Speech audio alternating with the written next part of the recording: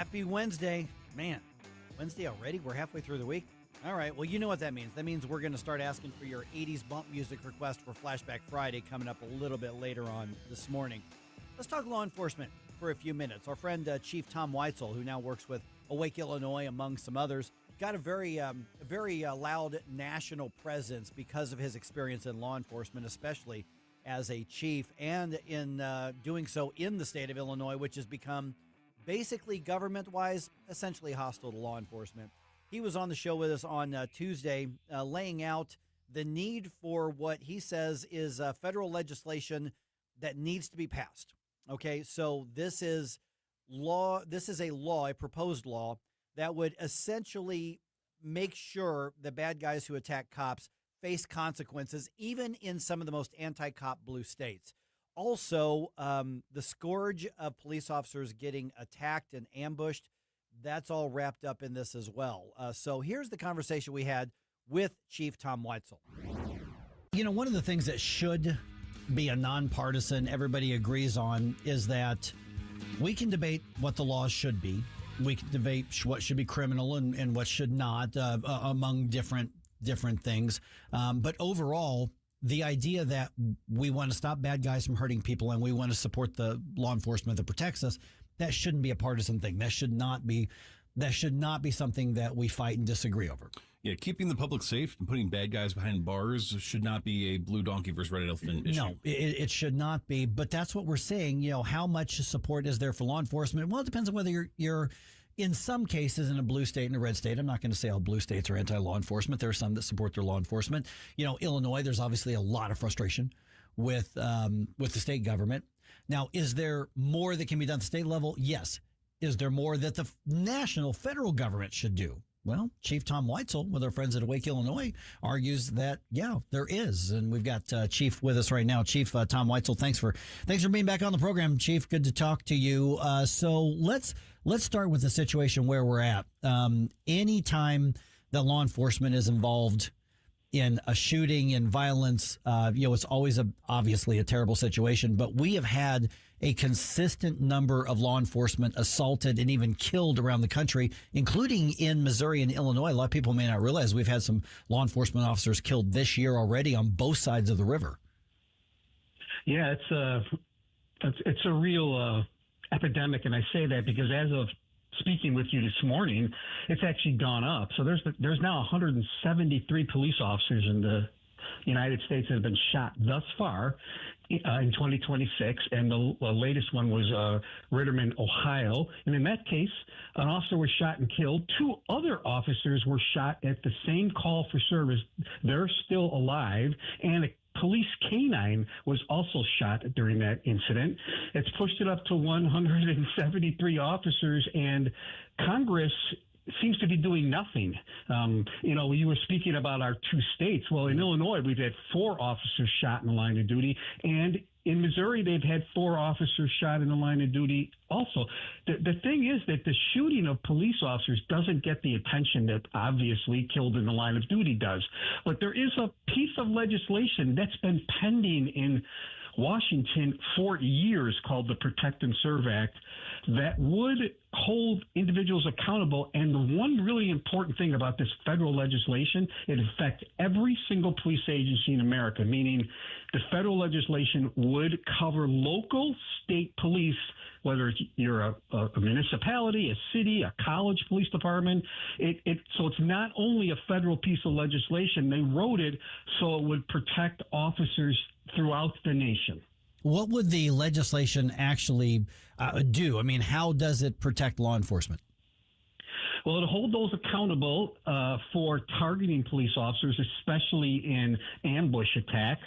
So there's been 36 officers shot in 28 separate ambush attacks thus far this year. Now, we're only in July. Mm-hmm. And those ambush attacks are just they're defined as like the officer sitting in his car, for example, a squad car, having lunch, or he's sitting writing a report. There's been several instances where people have walked up and shot the officers through the window of the squad car, an ambush.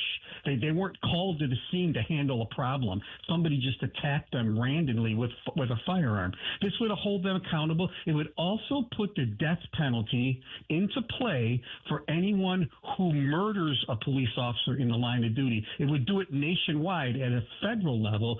So if your state, like Illinois, who does not have the death penalty, if you kill a police officer in the line of duty, the federal law would supersede that, and the death penalty would be on the table. Okay, so just so to break it down in simple terms so I understand it, Tom, as we're talking about when law enforcement is attacked, whether it's being shot, whether it's being wounded, whether it's being killed, then the federal government would have the option, or they would be required to make this a federal law enforcement case as far as prosecution goes. They would, if you're killed in the line of duty, they'd be required. If you were shot in the line of duty, they could take your case over. Got it. And so that would be that kind of, I guess, buffer of accountability in states like Illinois that haven't been showing support for law enforcement, whereas they may not have to worry about that so much in Missouri, where they're pretty aggressive in targeting those who attack law enforcement. Is that fair to say? It is fair to say. I mean, Illinois is just terrible. They're writing laws in Illinois to let people out early, give good time. And you even get a second chance in Illinois when you murder someone. You could be, if you're sentenced to life in prison, you are allowed to put a petition for early release, which doesn't sound early, but after 40 years, you could get out, and that includes individuals that shoot and kill police officers. It doesn't make any distinction. So you can murder a police officer in a uniform car, answering a call for service, and even upon conviction, you could be released. Chief, I don't think I knew this until yesterday. Did I see something that you had written? I don't know if it was social media or one of your articles. You were actually shot. You were actually hit in the line of duty. Now, thank God you had your vest on, but you've actually been targeted with this. Yeah, I was shot in the line of duty in 1987 when I was a patrolman. I was only on 3 years then, and it was 3 o'clock in the morning. To make my story, I was absolutely saved by my bulletproof vest. I was shot with a shotgun, a pump shotgun, that the individual had birdshot in it. And what happened is he was a distance from me, so the birdshot spread, and my injuries from that shooting were almost completely absorbed in my vest. I had some eye injuries from the pellets. I had some broken ribs. I had some other injuries that were not life-threatening. But I wouldn't be talking to you on the phone if I did not have my vest on, because the individual was 1 car length from me. So they were doing a home invasion. They rolled out of the car when I rolled up, and they immediately shot me. And when I woke up, I was in the hospital, and the emergency room physician looked at me, and she held my bulletproof vest up in the emergency room and said, "You're here because of this." Man, that's exactly what she said to me. We are visiting with retired police chief Tom Weitzel, now works with Awake Illinois, among other organizations, national law enforcement organizations as well. Of course, obviously, you're specializing in what's happening on the Illinois side of the river here in the St. Louis area. Legislative, the assembly is not really in session at the moment. Did law enforcement and public safety take steps forward or steps back in the most recent session that they had? They took steps back, and in some cases just neutral, because what's happening is we need more police leaders speaking out. And a lot of the police chiefs, even nationwide, for example, not just in Illinois, they're a little bit afraid to do that because their politicians tell them stay out of it, especially if they're Democratic politicians. They're like, don't speak out against this, chief. I'm a Democratic mayor or village president or wherever your structure is. And these chiefs aren't pushing back. Now, sheriffs have more, ability to do that because they're elected, right? They can't be threatened with their job. The only one removing sheriffs are the citizens. They won't reelect the person. But we need leadership that stands up and said, this isn't right.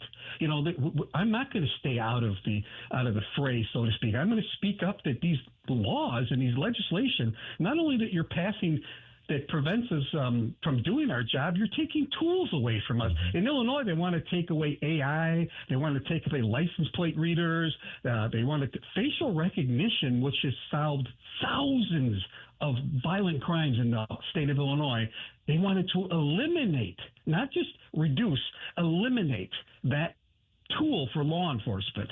How is that used now? I mean, is this a matter of you look through, the suspect list and you process that on a computer? Or are we talking about the surveillance that's out in public? Because I mean, I've got some worries about the creepy factor on that too. If that's what they're doing.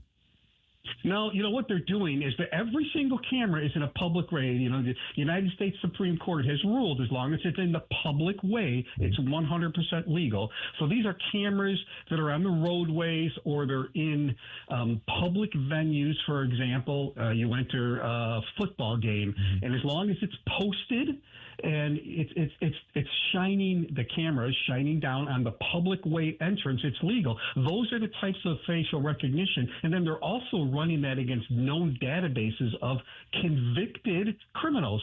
So Illinois keeps mugshots of their convicted criminals, and it'll run those against that. Also, it runs it against markings. And what I mean by that is tattoos. I mean, if you have a huge tattoo on your bicep of a lightning bolt, you can search arrestees with lightning bolts on their bicep.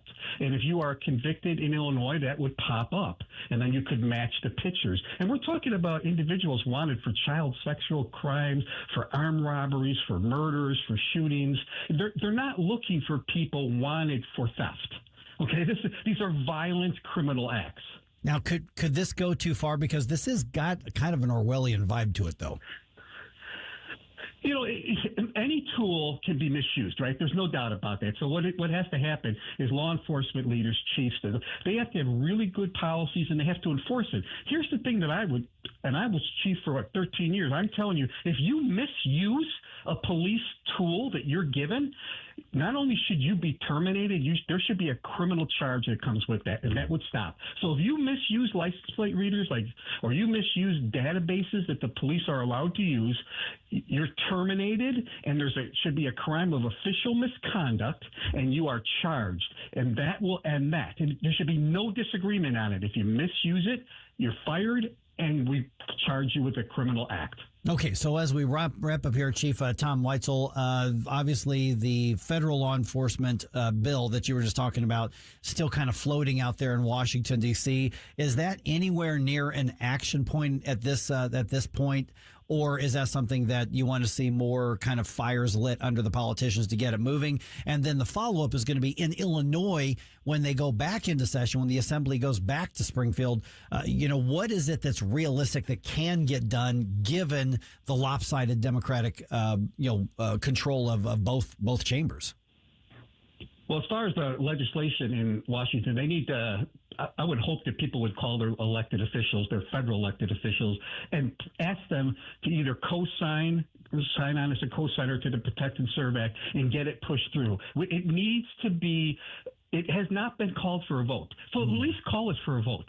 Get it onto the floor. You have to have enough co-signers and get it onto the floor and at least call for an up or down vote. That hasn't even happened. So let's do that to begin with. And locally here in Illinois, when they get back into session, there's a lot of police legislation pending that is taking away from law enforcement, like I told you earlier, these tools. But they're also reducing, the ability for police departments to recruit and retain. Illinois is not very good at being competitive in law enforcement as far as recruiting and retaining officers. Like you see a lot of other states will do recruitment programs.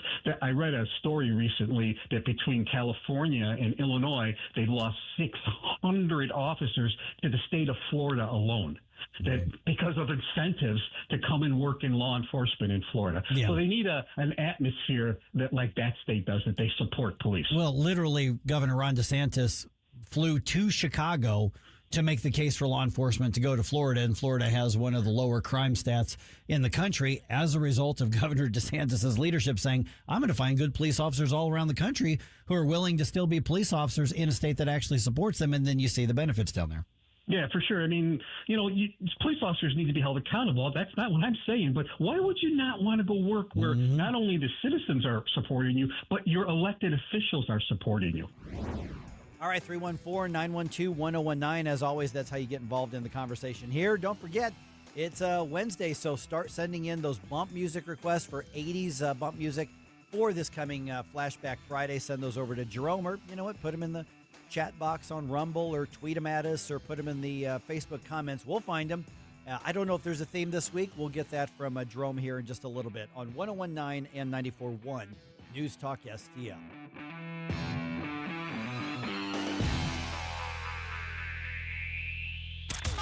If you have a phone, you have a radio. Yes, I listen on my phone. Download the all-new News Talk STL app. Love the all-new News Talk STL app. It is awesome. And listen anytime, Love the News Talk STL app. anywhere.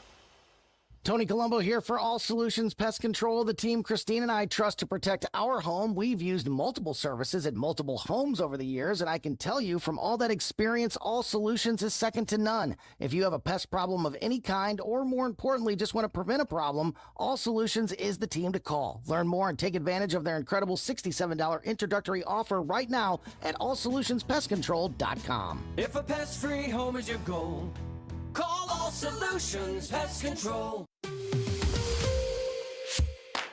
Let's get real. Here's the truth about eliminating Missouri's income tax. I'm here with Dennis Ganal, the founder and CEO of Mo Tax Relief Now. So, Dennis, let's talk seniors. Why should you seniors vote yes on Amendment 5? Well, because Social Security, public pensions, and capital gains are already exempt from the Missouri income tax. But future politicians can always change that law. The best way to protect retirement income permanently is to phase out the income tax itself. Okay, so that's about policy, but how does this affect our families? Like for seniors, we're talking grandparents maybe. How does this affect you? Well, because too many of our children and grandchildren leave Missouri for states like Tennessee, which have better opportunities and lower taxes. Amendment 5 helps Missouri become more competitive so future generations can stay, work, and raise their families here. Axe the tax. Vote yes on Amendment 5 and keep your money. Learn more at afpmissouri.com. Paid for by Americans for Prosperity. The Herzog Tomorrow Foundation provides private school tuition scholarships through Missouri's new Most Scholars program to cover the cost of accessible, high-quality schooling. Hi, this is Myella Esser with the Herzog Tomorrow Foundation. Our private school tuition scholarships wouldn't be possible without the support of generous Missouri taxpayers. If you're a Missouri taxpayer interested in redirecting your tax dollars and sending them to Missouri students in need of a better education, please contact me at herzogmostscholars.org. Better education for students creates a better tomorrow for all. Learn how you can help provide a better education for Missouri students at herzogmostscholars.org. That's herzogmostscholars.org. Also, sign up for The Lion, an initiative of the Herzog Foundation that carries articles covering a wide range of issues facing American families and culture. herzogfoundation.com. That's herzogfoundation.com. Hi, I'm Dr. Alan Link, owner of the Dental Link. You've heard ads about teeth in a day, but did you know that you will be chewing on plastic, acrylic teeth? Here at the Dental Link, we can give you porcelain crown and bridge teeth utilizing mini dental implants that function much more like real teeth at about half the cost. Plus, mini dental implants are less invasive, less painful, and your recovery time is much shorter. Give us a call at 314-794-6464 or simply visit us today at thedentallink.com.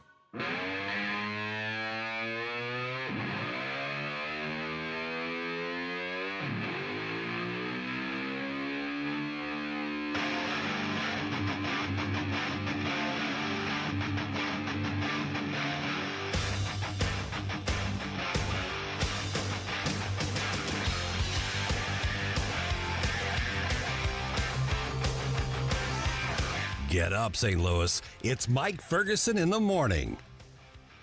Okay, the recall drama is not over in Festus.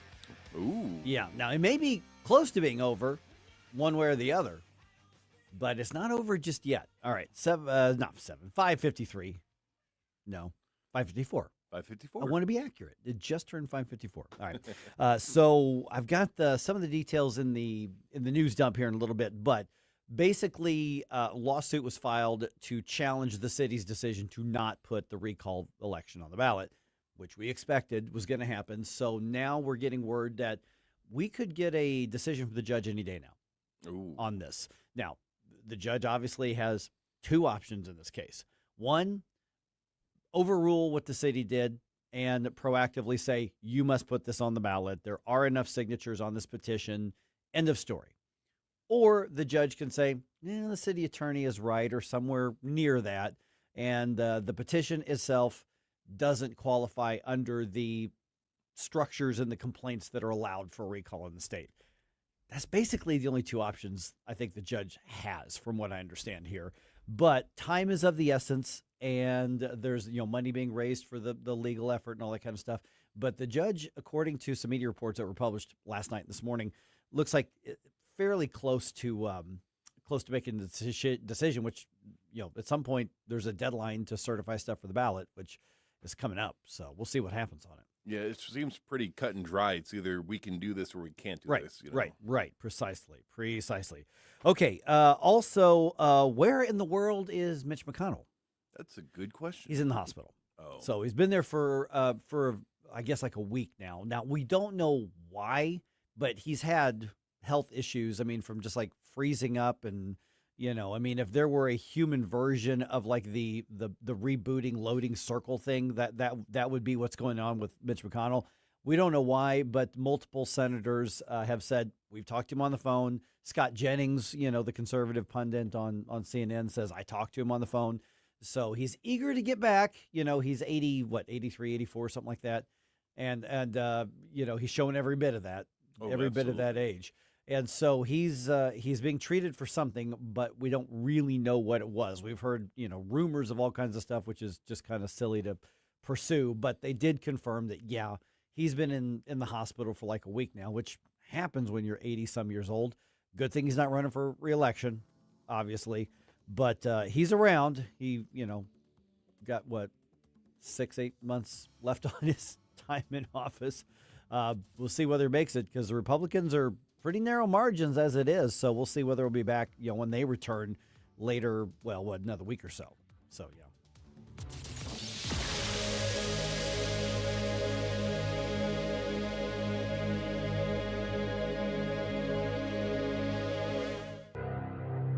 It's not pleasant to hear it, but Missouri is falling behind in its spending of state tax dollars, education, and health care. But there are ways to get Missouri moving forward again and produce a better life for all of us.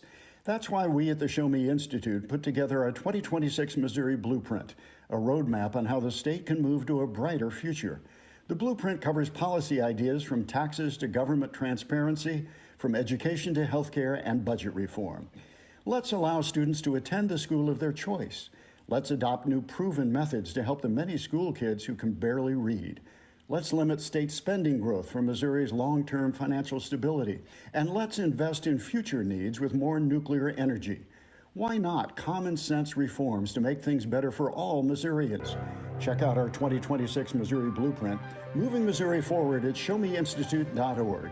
The Show Me Minute has been brought to you by Show Me Institute and Show Me Opportunity. Jamie Allman here, tossing and turning over retirement worries. You're not alone. 3 out of 4 Americans share your concern about having enough saved. But here's the thing. A comfortable retirement isn't out of reach, even if you're planning for 30 or 40 years ahead. Every day, Jeff Portman from the Gemini Wealth Group helps people avoid the critical mistakes that can derail their retirement. Build your path to financial confidence. Visit GeminiWealthGroup.com or call Jeff directly at 314-888-0123. Securities and advisory services offered through LPL Financial, a registered investment advisor. Member FINRA, SIPC. Whatever the season, you always have a great reason to reach out to Hanson's Tree Service at hansonstree.com for all your tree care needs and so much more. Tim Jones here to remind you, Hanson's is your one-stop shop for expert insured tree care, amazing organic mulch, green resource recycling, land clearing, and so much more. Hanson services the entire St. Louis metro, and they also provide their full array of services in and around the Lake of the Ozarks. From tree care to storm cleanup to awesome mulch and more, check out Hanson's at hansonstree.com. That's hansonstree.com. Life's legal challenges deserve experienced representation. For over 15 years, Cole Combs Attorney at Law has been serving St. Charles and surrounding counties with comprehensive legal expertise. From tax preparation and estate planning to family law and criminal defense, Cole delivers personalized solutions for your unique situation. You have traffic tickets, need a business formation, real estate matters, one call will handle it all. Cole O. Combs Attorney at Law. Call 636-949-0010 extension 3 today or visit colecombs-law.com. A Disney cruise is no ordinary vacation. It's an adventure, a fairy tale, a dream. Step aboard and discover where favorite Disney characters meet fun for the whole family, where total rest and relaxation meet the ultimate escape and excitement, where a dream vacation meets a magical cruise. Only on Disney Cruise Line, where magic meets the sea. Magic Expeditions will make planning your Disney cruise easy. Reach out at magicexpeditions.com. KLGY HD3 Clayton, K270BW Bellefonte, KNBS Bowling Green. This is News Talk STL at 1019, 94.1, and always streaming at NewsTalkSTL.com. Breaking news this hour from Town Hall. I'm Rich Thomason. When it comes to the U.S.-Iran ceasefire, President Trump says, as far as he is concerned, I think it's over. The president speaking at the NATO summit. Following an exchange of fire between Iran and the U.S., Iran attacked several tankers in the Strait of Hormuz. The U.S. then responded, hitting Iranian military targets, and then Iran lashed out at Bahrain and Kuwait. The president has harsh words for the Iranian leadership. As far as I'm concerned, it's just a waste of time dealing with them. They're liars. We make a deal. And if I make a deal with him, we have a deal, and he goes out, he talks. We make a deal. Everyone's agreed. No nuclear weapon. We make a deal. They go outside, talk to the press. They say, we never even talked about it. Along with the military action, the U.S. has revoked a license authorizing the sale of Iranian oil, and oil prices are on the rise this morning. More troubling allegations surface against a Democratic U.S. Senate candidate. There are growing calls for Graham Plattner to drop out of the race in Maine. This comes after an ex-girlfriend of Plattner is alleging that he broke into her house almost 5 years ago and sexually assaulted her. The woman coming forward with specific details in interviews with Politico and CNN.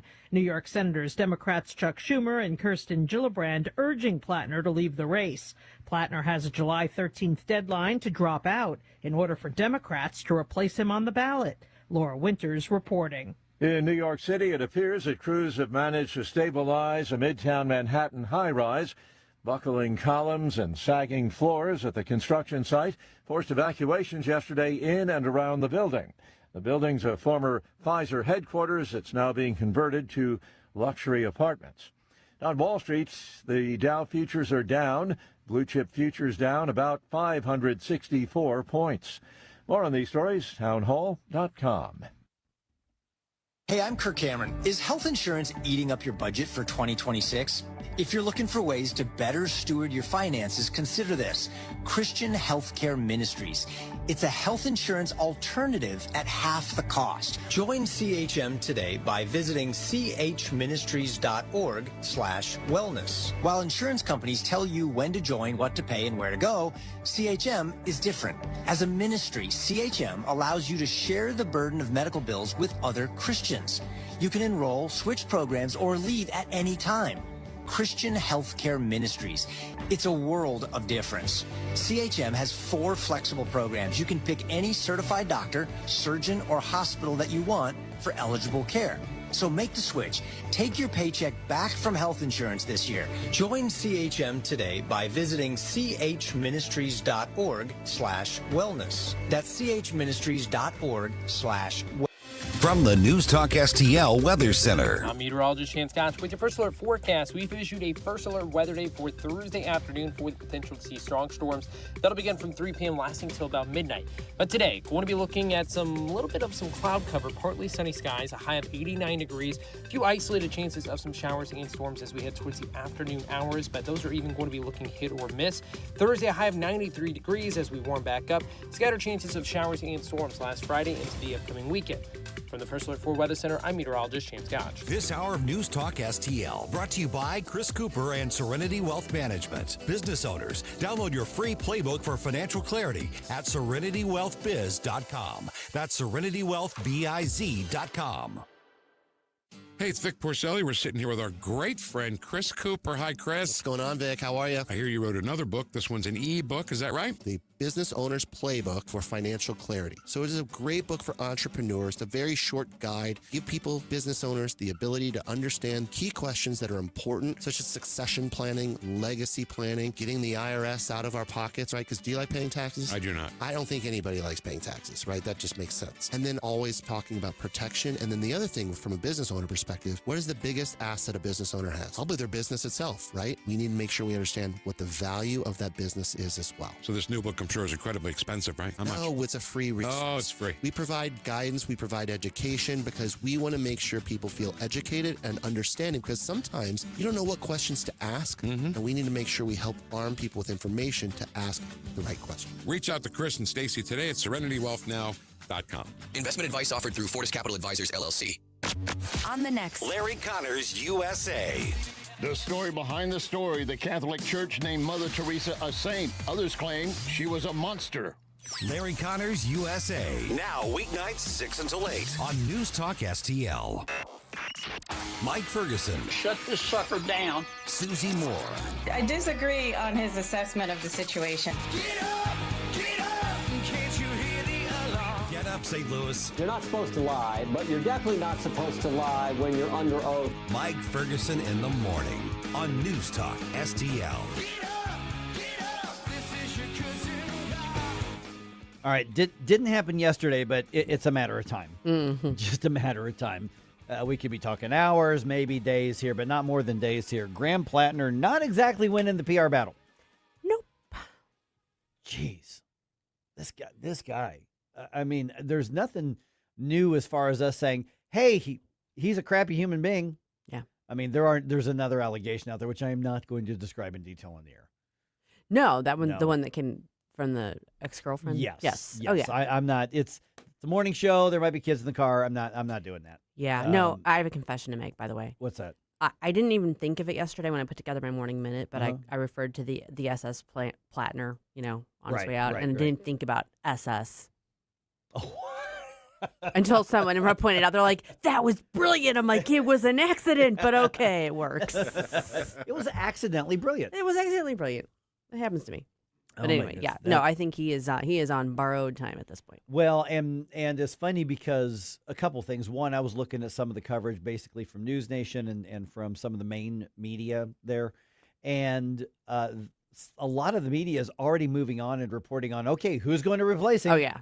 He hasn't actually bailed on the race yet, but they're like, all right, one of the potential candidates is like, we need to have a debate, and they're moving on, and there's Graham Plattner over like, if I weren't running from every camera, I'd go, hey, I'm still the nominee right now. But I think we all know what's happened. Even his comrade, Bernie Sanders, is like, all right, I'm done with you. Yep. And when you lose your comrade like that, that's something. Yeah. I mean, and then we just keep getting more allegations. And then once you had the first two women who came forward and said, this is what he did to me. Now you've got another one, and with somebody like that, the likelihood is that you're going to have more and more women around the proverbial room just kind of raise their hand and go, yeah, me too. Yeah, by the way. So, yeah, I mean, it's interesting because the woman who just most recently, kind of came forward and identified herself, she was one of the three women that New York Times talked to. Yeah. But they kind of, I think we talked about it yesterday. I mean, they kind of did a little rope-a-dope there on Lindsay Feifeld and try to make it seem like, okay, well, this is just a partisan thing from this Republican gal. Yeah. Now, it's quite clear that that's not the case. Right. Because the Me Too Believe All Women thing only matters if they're on the left. Correct. Yeah.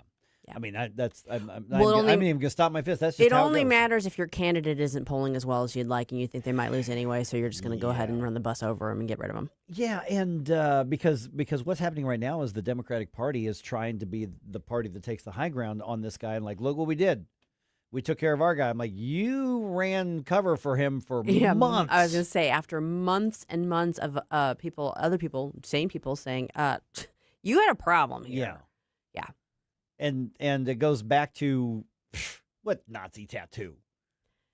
You mean Pete Hegseth's Nazi tattoo? Oh wait, that's not indiscretion. Right. Right. Listen, he didn't really know what it meant. I mean, who doesn't have a Nazi tattoo? And oh yeah, I don't. Me. I thought it'd make me look like a pirate. Yeah. No. I don't know if Elizabeth Warren has distanced herself from him yet, but everybody else called has. for him to step. Oh, she did. Step aside. Yeah, she did. Finally got around to it. Yeah, okay. she did. Yeah. So, I mean, because I think that anybody with two eyeballs and a working brain could have seen that this guy was bad news from the get-go. But with the amount of push for him, do you think that now that they're turning like, oh, okay, that's even worse than we thought, is that going to have a negative effect on anybody that endorsed him? It's not that he's worse than we thought. It's we can't save this race. We can't hide how bad he is. Right, right, Okay. exactly. And I've only got one working eye, and I can see it. You You didn't need both. Of Low them. bar. I'm just saying. I apologize. I was not trying to be ableist, but I'll check my privilege, Mike. But but no, do you think that maybe because none of the Democrats that I know, like people my age that I talked to that vote Democrat, liked him to begin with either. Is really Right. just the mainstream media machine and the politicians around him that were trying to make him seem like he was going to be They one were of trying to make fetch happen. Yes, exactly. But do you think now that it's like, well, now that we really know more about this guy and more stuff's coming out, and I'm sure more stuff will continue to come out, do you think that there's going to be that backlash against the people that were trying to push for him now?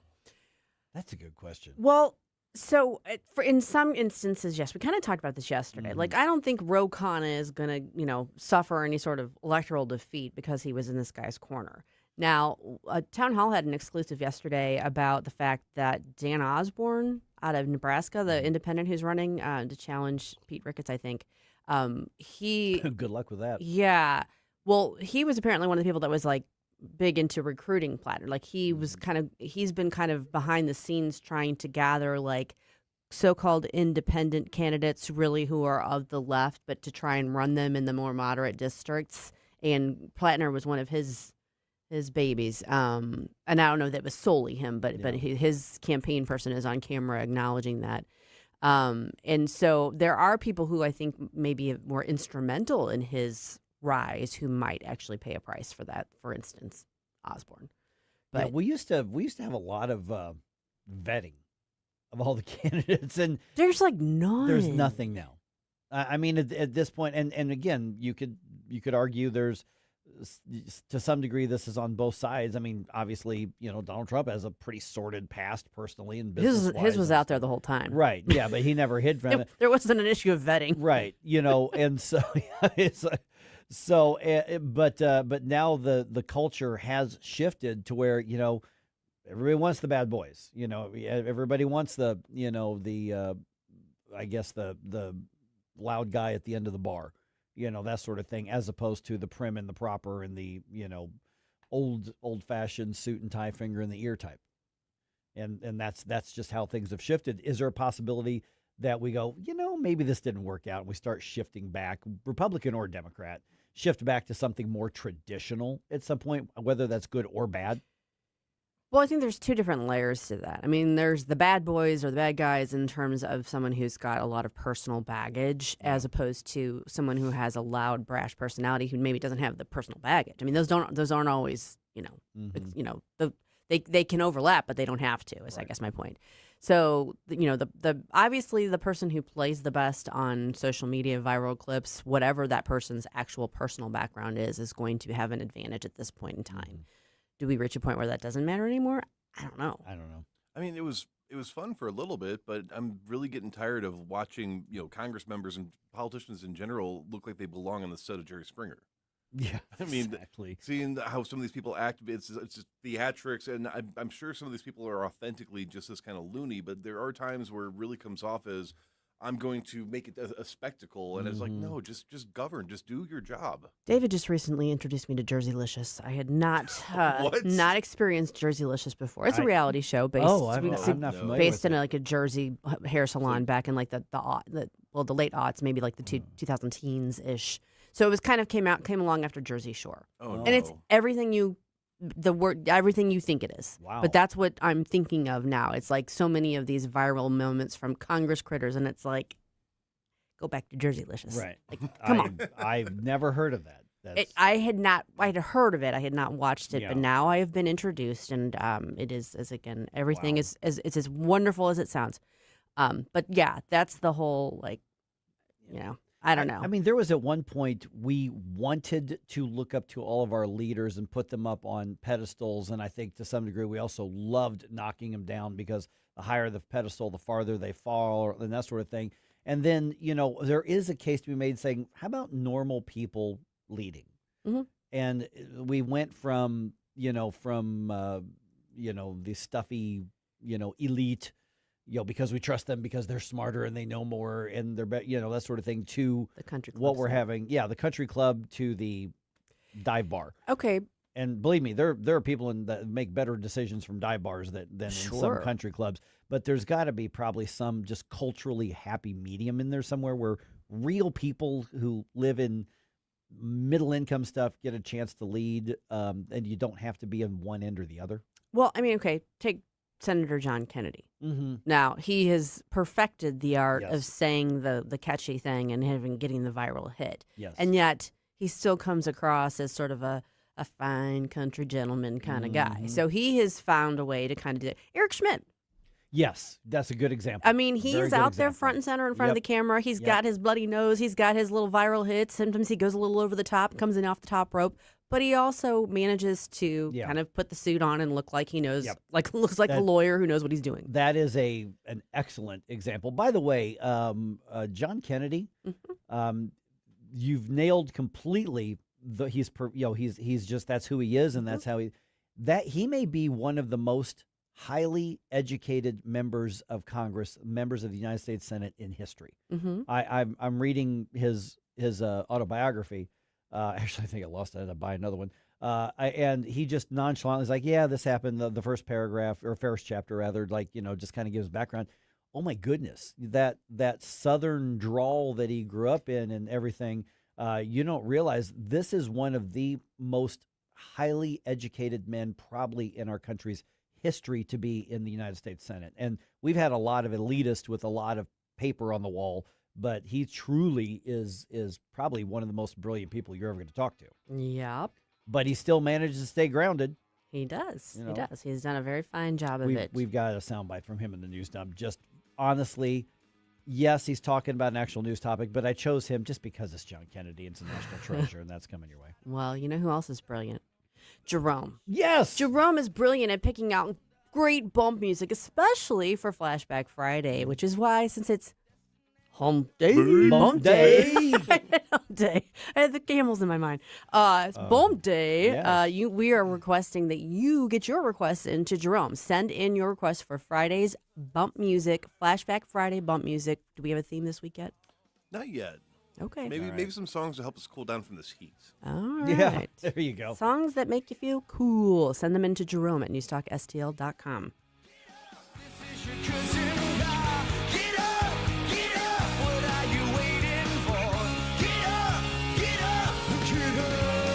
Mike Ferguson in the morning. Our country was founded by geniuses, but it's being run by idiots. On Newstalk STL. You want to give me more information. You want to take the place of what I trust.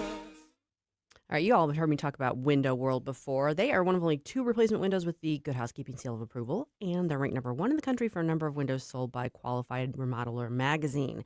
They've been doing this for over 20 years. They've been helping to improve the look and energy efficiency of more than 80,000 homes right here in St. Louis. And the St. Louis location has been owned, operated, and managed by born and raised St. Louisans for more than 23 years. What I like about Window World is the product itself. Their windows are durable, they're secure, they're energy efficient, plus they're built with double-strength glass that you don't typically see in replacement windows. Plus, you're covered by a lifetime warranty, which includes parts, glass breakage, and labor. They don't just do windows either. Window World can also help with siding, doors, basically everything on the exterior of your home except a roof or garage. And here's something a lot of companies don't offer. Their customer service team is available 7 days a week. That means including weekends. If you have a problem, you can call, get a hold of them, get some help. Their commitment to customer service shows. Over half their appointments come from repeat customers or referrals. Plus, they are big in the community. They've raised over $4 million over the years for charities like Action for Autism and St. Jude, which is why I want to also mention they've got their Window World home remodel auction going on right now. It's to benefit Action for Autism. It's open for bidding at windowworldstlouis.com. This year's home renovation is valued at over $50,000. It includes the following: 15 Energy Star rated double hung windows, exterior rep on the outside of each window, 2,000 square feet of Prodigy insulated siding, Tyvek house rep, all needed siding accessories, 200 feet of soffit and fascia, 200 square feet of porch ceiling, 200 feet of 5-inch gutters and oversized downspouts, 5 or 6 feet sliding patio door, front 5 or 6 foot, I should say. Front entry door system, including side lights, includes all installation and all the applicable warranties. So go check out windowworldstlouis.com to get in on that bidding. Again, that is valued at over $50,000, and it helps go to Action for Autism, a great and worthy cause. One other thing to remember, they are the preferred window of your St. Louis Blues. So right now, they're offering 36 months same as cash financing with approved credit. This is the time to call. This is the time to act. Call Window World at 1-800-GET-WINDOWS. License number GL250000615. You're cooking dinner. The lights go out. You flip the breaker and forget about it. But what if it keeps tripping? Trips once, your breaker's doing its job. Keeps tripping? That's a warning. Bad wiring or something worse. Do people just keep flipping it? Most do, until they can't anymore. Call Grasser. We'll stop the trip. Green is always Grasser at GrasserHomeServices.com. Newstalk STL is proud to have Doug Voss of Safe Money Radio as part of our lineup each week. Doug has been a staple on the St. Louis radio airways for many years as one of the leading financial experts in the area. You can now hear Doug and Safe Money Radio 2 times every weekend on Newstalk STL. But in case you miss anything, you can check it all out at DougVossSafeMoneyRadio.com. You could also reach Doug at 844-676-SAFE. That's 844-676-7233. Doug Voss is a registered representative. Securities offered through DHL Securities, LLLP, member FINRA and SIPC. To everyone who serves and sacrifices, this one's for you. Heroes Care is giving away 1,000 suits to our heroes. Active duty, retired, guard, or reserve, military, police, fire, or EMS, just show up with your ID and a suit is yours. That's Saturday, July 18th, 9 a.m. to 2 p.m. at the Heroes Care store in Gravois Village Center, Jefferson County. For those who sacrifice every day, we simply want to say thank you. Details at heroescare.org. Heroes Care, honoring those who serve. This hour of Mike Ferguson in the Morning is brought to you by Stifel. Request a portfolio review from your Stifel financial advisor at stifel.com. That's STIFEL.com.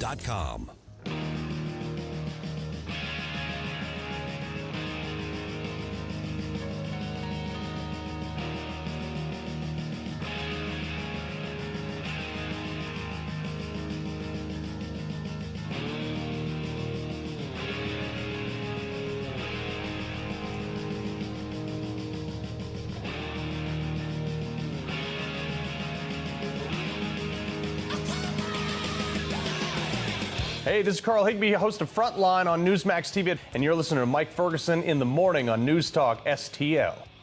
All right, let's checking in on that Festus recall thing. Okay, so there's really nothing new in the legal case itself. However, what we're being told now is that a ruling is probably expected from the judge any day now. Okay. Most likely by the end of the week for sure. So the judge, it seems to me, is that the judge essentially just has a binary choice here. Yes, the city must put the recall election on the ballot, or no, it's up to the city to decide. And the city, says that they had a good reason to not put the recall on the ballot. Yeah, there's not an obvious way to split the baby here. You're not in this particular case. It's either it goes on the ballot or it does not go on the ballot. One or the other here. And so, because we're talking about the mayor, we're talking about 3 of the city council members who were subject to this. And Elliot Davis actually did a piece on his Elliot Davis TV Facebook page, gosh, a day or 2 ago, because the opponents of the data center project and the opponents of the mayor and the opponents of the remaining city council members who haven't already been thrown out, they're still, basically raising money, keeping up their PR campaign. At this point, I think all the arguments have made. They may be trying to raise money to help pay off the lawyers still, but they're still very, very active in this. So it's really all in the hands of the judge at the moment, and then either it's in nobody's hands because it's over, or it's in the hands of both sides who are going to be campaigning like crazy in the city of Festus. That's just kind of where we are. Yeah. I don't know. Do you think that the residents of Festus are getting fed up with all of this? I think what you have anytime you've got stuff that's going on in City Hall, even in small towns, is generally you've got high emotions and really passionate work being done on both sides, typically by a fairly small number of people. Yeah. And so when you look at even a smaller city like Festus, you probably got the majority of people who are going, why are we in the headlines? Yeah. My kid plays her Little League at the park on Saturday. You want to come watch? I mean, and for the majority of people, that's where it's at. But you've got some really high-stakes stuff. Decisions are made by those who showed up.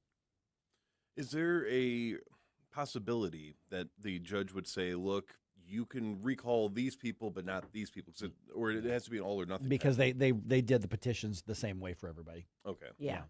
So it really comes down to either it's going to be a yes or no answer. Correct. Yeah. And so what you've got is that clash of, did they follow the procedures as far as the signatures and the hitting the deadlines and all? They did that, but the argument from the city, which the city attorney and then obviously their private attorney represents them, which is irrelevant, but the city attorney argued that, well, yeah, the signatures are valid, but the law only allows recalls for this, this, and this, for A, B, and C, A, B, or C, I should say.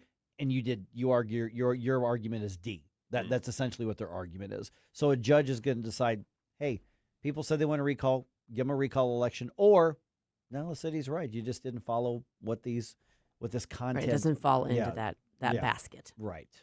And I don't know what the judge is going to rule. I mean, I have no idea. I mean, I think you could probably make an argument, both ways to some degree, which has already been done, but I'm not even going to try to do the pundit thing and like, well, here's what I think is going to happen. I have no idea. That's smart. You lessen your L's on stuff like that. It's true. I'll take some bets. Yeah, really. What's Polymarket say? Yeah. I'm sure it's on there. Does Polymarket do local stuff? I think it does pretty much everything besides death now. You can't bet on if somebody's going to die or not. Okay. But you can still do that in Vegas, though. Oh, yeah. You could totally do that. I might actually, during the break, look that up, actually. Because I think that if I can't remember what the paper was, but you did say, it did say, here are the things legally or illegally that can be done to get you a proper recall measure going. And if for some reason the judge says, well, the signatures are valid, the petition's not valid, but because you have the signatures, let's just go with it, does that not then send a precedent? Or are they going to have to then change? It would. It would. Okay. Yeah, it would. Rightly or wrongly, it would. And it's not even so much that it's illegal. It's like, this is what's allowed. This is the proactive, green light. This is the green light. This is a green light. You just didn't go through the green light, essentially. So it's not like, I don't think the law says you can't do it for this, this, and this. It just says if you're going to do it, it's got to be for one of these reasons. And the city attorney is arguing that, and the city council is arguing that, well, you didn't do it for one of these reasons. Therefore, it's invalid. I guess the preponderance of proving that it's valid would be on the petition supporters, on the petitioners. They bear the burden. That's of doing what. that. Yeah, yes. That's the legal stuff I was looking for. There. Yeah. So this week we could see it, and I'm sure we'll be talking about it again. Hey, by the way, quick note: St. Charles County. So we'll go from Jeffco to St. Charles County. The elections office there, Kurt Barr, director of elections, they put out a voter guide. Oh, okay. Yeah, this is interesting. So sccmo.org, which is the county website. If you go sccmo.org/voter guide, you can get a preview of every candidate and every ballot issue that's on the August election. Great. And so every single candidate was sent basically a form saying, if you want to be included on this, here's the deadline, and you can write whatever you want. Okay. Essentially about yourself, right, about your platform. Their own bio. Okay. Right. And then they just copied and pasted. And so some candidates, it looks like, didn't respond, but a lot of them did. So if you want to do that, it doesn't do any scores or weighing or anything like that. It just says, here's what they told us. Yeah. So if you want to check that out, Kurt Barr gave me the heads up on that, sccmo.org. So if you want to see that, it's right there, and it's free. It's been published. Okay, another quick thing here. You know what? We'll get into this more at 7:20 because we don't have time at the moment. Channel 2 ran this story that really kind of surprised me regarding homelessness in the St. Louis metro area. Specifically, apparently one of the biggest areas that's seen a spike in homelessness is St. Charles County. Is the St. Charles area, which caught me off guard. I mean, I'm in St. Charles and St. Charles County constantly. You live in St. Charles County, Susie. Every day, and maybe I'm just because I'm not in the areas where this is happening. I see it all the time in the city. Yeah. I've seen it all the time in North City. I see it all the time in South City, and I see it in the Metro East. But I didn't know that. But apparently the numbers are fairly staggering. So there's a push for what's government going to do about it, which may not be the right solution. Well, yeah. Yeah, be interesting to know if that's an uptick in people like losing their homes that already were from the St. Charles area, or people kind of migrating that way because that's the way the story reads on Channel 2, and they have the story. It's the former, okay, which has a lot to do with it. Apparently, it doesn't sound like there's a lot of migration, although I'm sure there's some there. But that's one of the things that they cited. Yeah, so the story is on Channel 2. Their website, but I thought it was interesting. So 720, let's kind of dig into that. There's my questions. What are you seeing? And then I'll tell you what some of the activists are basically saying. Well, the local government doesn't do this and doesn't do this, and they really ought to spend money on this and this. And I'm not sure that those are the best solutions. They might actually make the problem worse. I have thoughts. 720, I want to hear them. Okay. Yeah. Now, for those that did not know, we are turning 5 in this many, one hand's worth, coming up here in as long as the 4th of July wasn't bad to you. That's right. Yes. Yeah. Good point. Okay. So for those of us that were responsible on 4th of July. Hey, y'all watch this. Hold my White Claw. So we are celebrating being 5 years of live and local conservative talk. News Talk STL officially went on the air on July 19th, 2021, and to celebrate, we are going to give you the gifts every weekday in July. Every winner will receive a limited edition America 250 News Talk STL t-shirt. All you have to do is go to newstalkstl.com to enter. No crazy games to play this time. No listening for sounds. No getting up at odd hours of the day for the secret code. Just go to newstalkstl.com and submit your information, and we will email you if you're a winner. It's really just that simple, because we want to thank you all for making News Talk STL the #1 source for live and local conservative talk in just 5 short years. Go to newstalkstl.com to register anytime.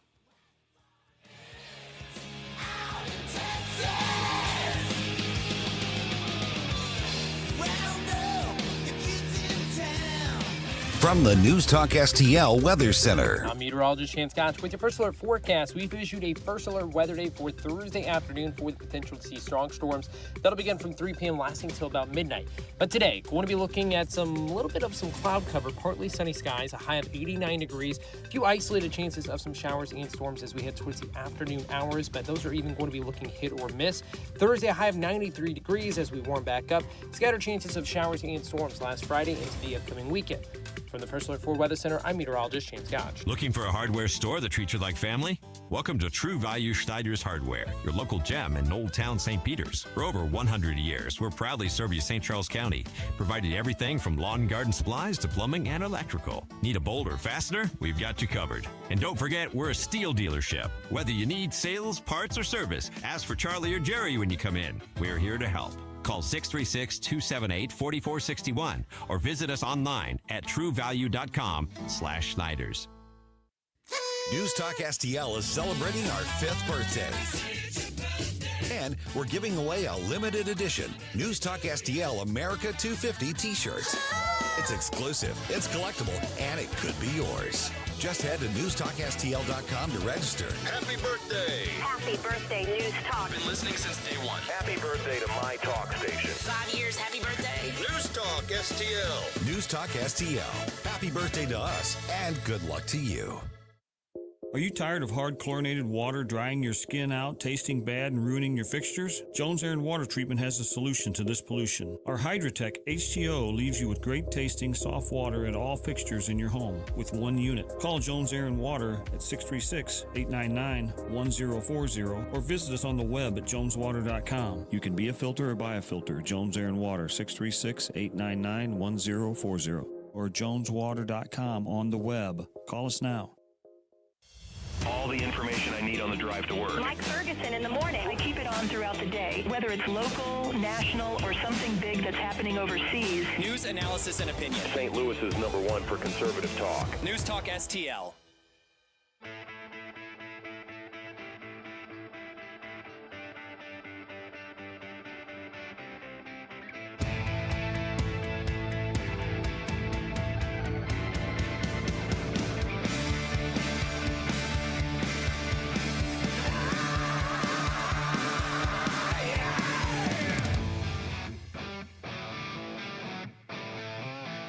Hey, Chris Arps from the Tim Jones and Chris Arps Show. Make sure that you're listening to our show this afternoon from 4 to 6. Now back to the Mike Ferguson in the Morning Show. Here's a tidbit nobody will care about. I high-fived the singer once. Okay. Yeah. Wow. John Corabi. Very cool. Tell us more. Nobody cares. No, he was before This Is the Dead Daisies, which I don't think he's with him anymore. Their music was better with John Corabi, I'll tell you that. But he was, for one album, he went and he was a singer for Motley Crue. Mm-hmm. Okay. And before that, he was with a band called The Scream. And I saw The Scream at the Blue Note in Columbia. I've been there. Yeah. They opened up for the Bullet Boys in like 92 or something like that, 91 or 92 or something like that. Basically, after hair metal had been thrown out for grunge for a little bit, and all of a sudden these guys went from stadiums to like little bars. Sure. And he was singing, and I was down in the front, and he just started high-fiving everybody. And so there's my John Corabi story. Coincidentally, I've also high-fived the singer of this band. No kidding. Because when they first announced that they were doing this big release tour type thing, they were going to guitar centers around the nation. They were trying to do this, like partnering with musicians to come out and play these shows at different guitar centers. And I happened to be working there, so I got a free show. And they were all right there in the middle of like the guitar floor center. Mm-hmm. And they were going around. They were like high-fiving people, getting everybody ramped up. This was in the John Corabi era. Yeah, we had a free poster. I don't have the poster anymore. So Mark Mendoza would have been the bass player there. And then, let's see here, was it Doug Aldrich? Was it Doug Aldrich or Joel Hoekstra?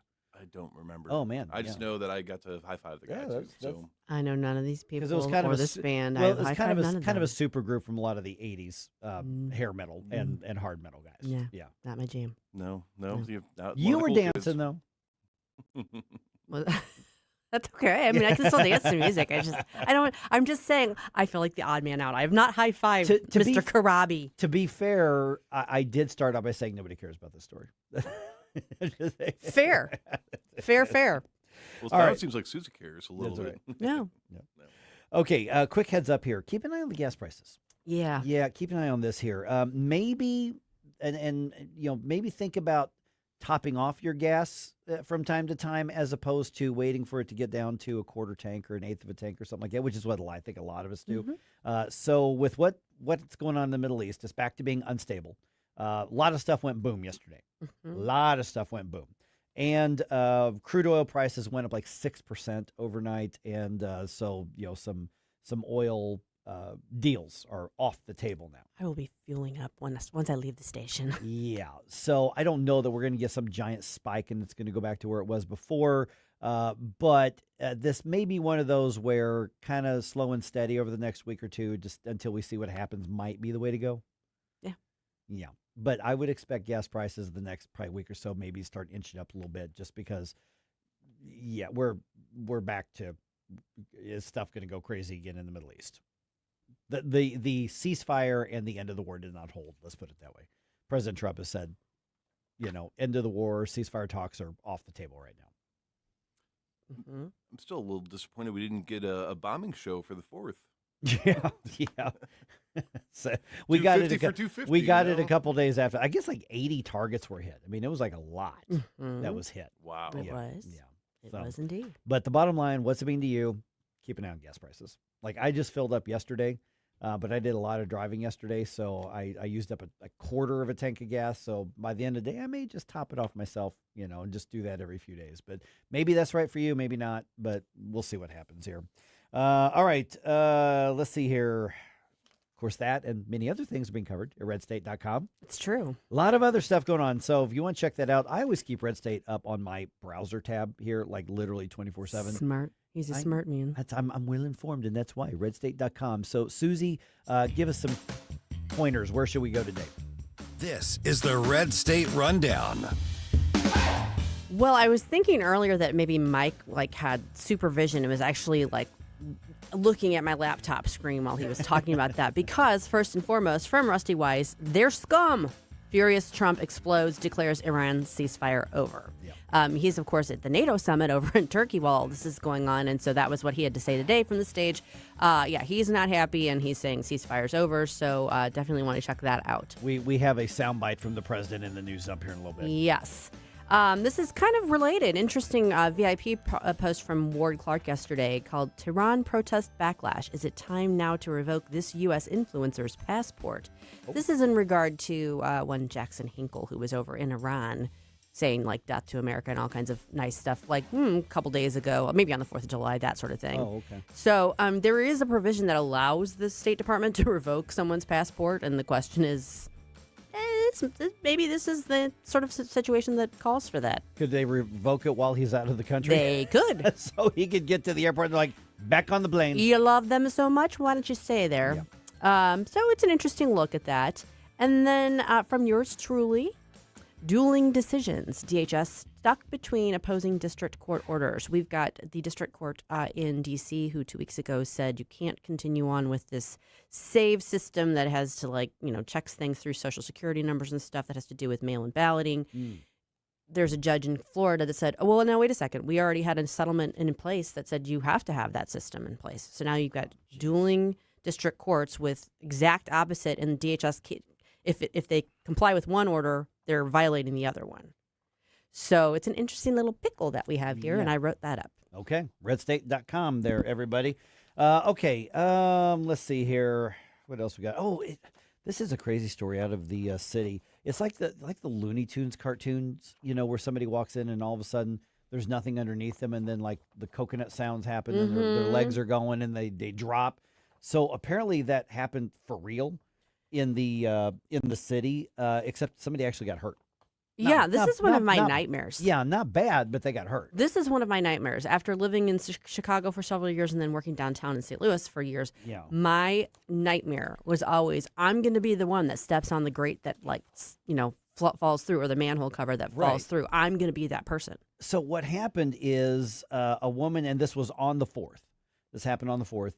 She was walking on North City. Now, she says on the sidewalk, and I guess there are manholes on sidewalks. Oh, yeah, there absolutely are. But there wasn't a manhole over the... Oh, the cover wasn't there. The cover wasn't there, and she literally walked right in and just down she went. And she said she was... this happened right on Montgomery and North Grand. Okay. So that's going to be not really downtown. It's going to be just barely north of downtown. Yeah. So I guess some people would call that downtown, but I think it's more accurate to call it just north of downtown. Okay. So North City. They just didn't have, I guess the city's trying to replace a bunch of the old concrete manhole covers with something that's a little easier to deal with and, isn't going to wear out and stuff like that. And the city's like, hey, not our fault. Don't walk in the big holes in the ground. Was it roped off in any way? Was there any warning put up? Apparently not, and the street lights were out. Good luck with that, city. Yeah. Hey, guess what? This falls under the exception for sovereign immunity. You're getting sued. Yeah. So there's some cell phone footage out there of like somebody running and pulling her out of the manhole there. But she went to the hospital. It just says minor injuries. That's good, because you could get seriously hurt with something like that. Yeah. I don't know how far she fell down.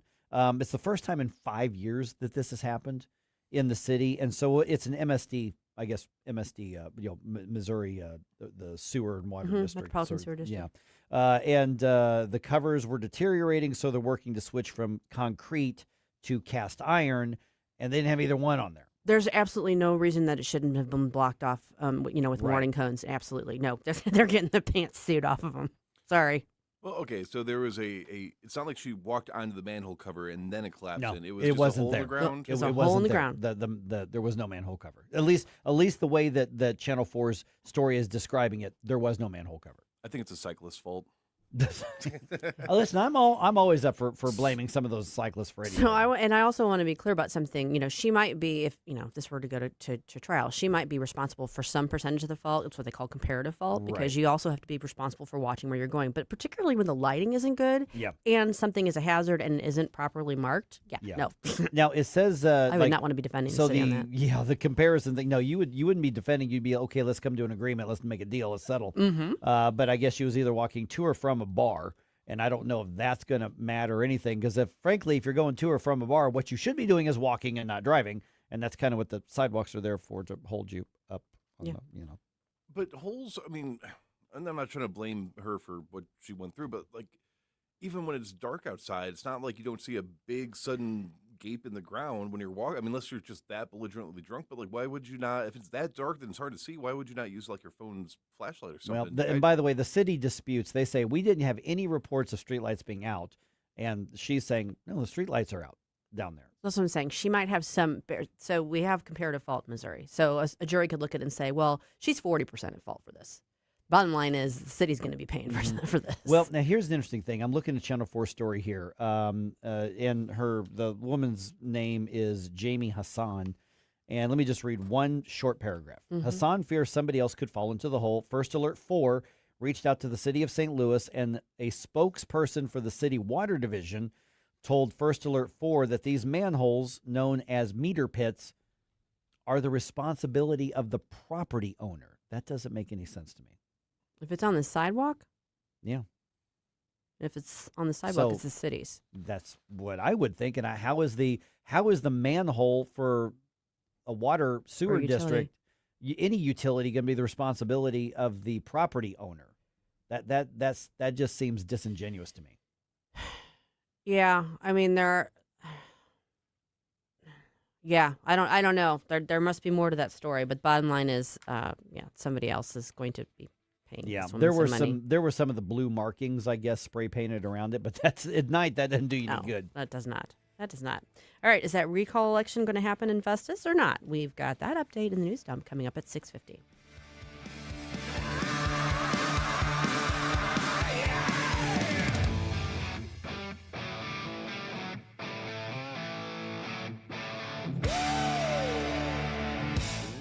Mike Ferguson in the morning. He picked the wrong schoolyard to come into, I have to tell you this. On News Talk STL. It's a place that leaves no regrets. This app is absolutely fantastic. Yes, I listen on my phone. If you have a phone, you have a radio. It is awesome. Download the all-new News Talk STL app and listen anytime, anywhere. Tim Jones here to introduce you to your new favorite roofing company, Corel Roofing. There were 4 major storms last year. Did your roof take a hit? Do you even know? Most homeowner insurance policies require claims to be filed within 1 year, so time's running out for a closer look. At Corel Roofing Company, you get a local roofing specialist who will advocate for you every step of the way. Give yourself peace of mind. Schedule your roof inspection today with Corel Roofing at CorelRoofingCo.com. That's CorelRoofingCo.com. If you're considering an annuity as part of your retirement plan, we need to talk. Hi, I'm Bob Stockdale, Senior Vice President Investments with the ClearPath Wealth Management Group at Stifel and host of On the Money Saturday mornings at 9 on News Talk STL 1019. Annuities can be a useful tool for some retirement investors, but not all annuities are created equal. Every week, we meet clients who own complex annuities that don't suit their needs and, in some cases, actively undermine their retirement plan. Before you purchase an annuity, get a second opinion from the ClearPath Wealth Management Group at Stifel. Requesting a consultation is free of charge. To request a free consultation, contact us at clearpathinvesting.com. That's clearpathinvesting.com, or call us at 636-695-2650. That's clearpathinvesting.com or 636-695-2650. Stifel Nicholas and Company Incorporated, member NYSE and SIPC. Yo, this is Vic. Vic for Vets is proudly honoring our veterans. Every Wednesday at 11:05, you'll hear about that day's honoree and their incredible service to our country. Hi, it's Ken. You want to nominate a veteran? Send their name, service information, and story to me, Ken, at NewsTalkSTL.com. Brought to you by Heroes Care, Alamo Military Collectibles, Gemini Wealth Group, Michael's Funeral Home, and Freddy's Market. Together, let's celebrate the heroes in our community, Vic for Vets, where honor meets gratitude. This hour of Mike Ferguson in the morning is brought to you by Stifel. Request a portfolio review from your Stifel financial advisor at Stifel.com. That's STIFEL.com.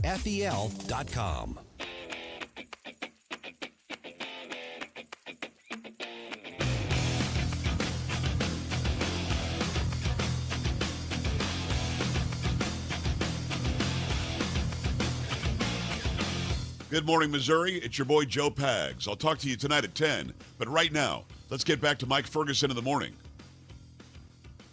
All right, to recall or not to recall? That is the question before a judge. Ceasefire talks are over for now. Looks like the end of the war thing wasn't actually a thing. It's the end of the war as we know it. Call me shocked. And Okay, shocked. That was a good REM reference you just snuck in there. Yeah. All right, and the Cardinals are not in prime form at the moment. All right, 6:49. Let's go ahead and do a news dump here. The morning news dump brought to you by the Nutrition Stop. Successful dump. Wake up, America. It all worked out. You know, I mean, they got all the news. The morning news dump. I mean, I'll get to the details here in a minute. I'm not saying that I'm going to win the bet with Scooter. I'm just saying I'm now closer to winning the bet with Scooter. We're just here to cheer you up all the way around. I know, precisely. In that, and one of us is giving $100 to the food bank. It's true. Based on whether or not the Cardinals are going to finish in last place or not. But they're closer to that at this point. All right. We are likely going to know soon whether Festus will have that recall election after all. The judge is expected to issue a ruling this week. Now, remember, enough signatures to put a recall on against three city council members and the mayor. They were turned in, but the council declined to put the recall on the ballot.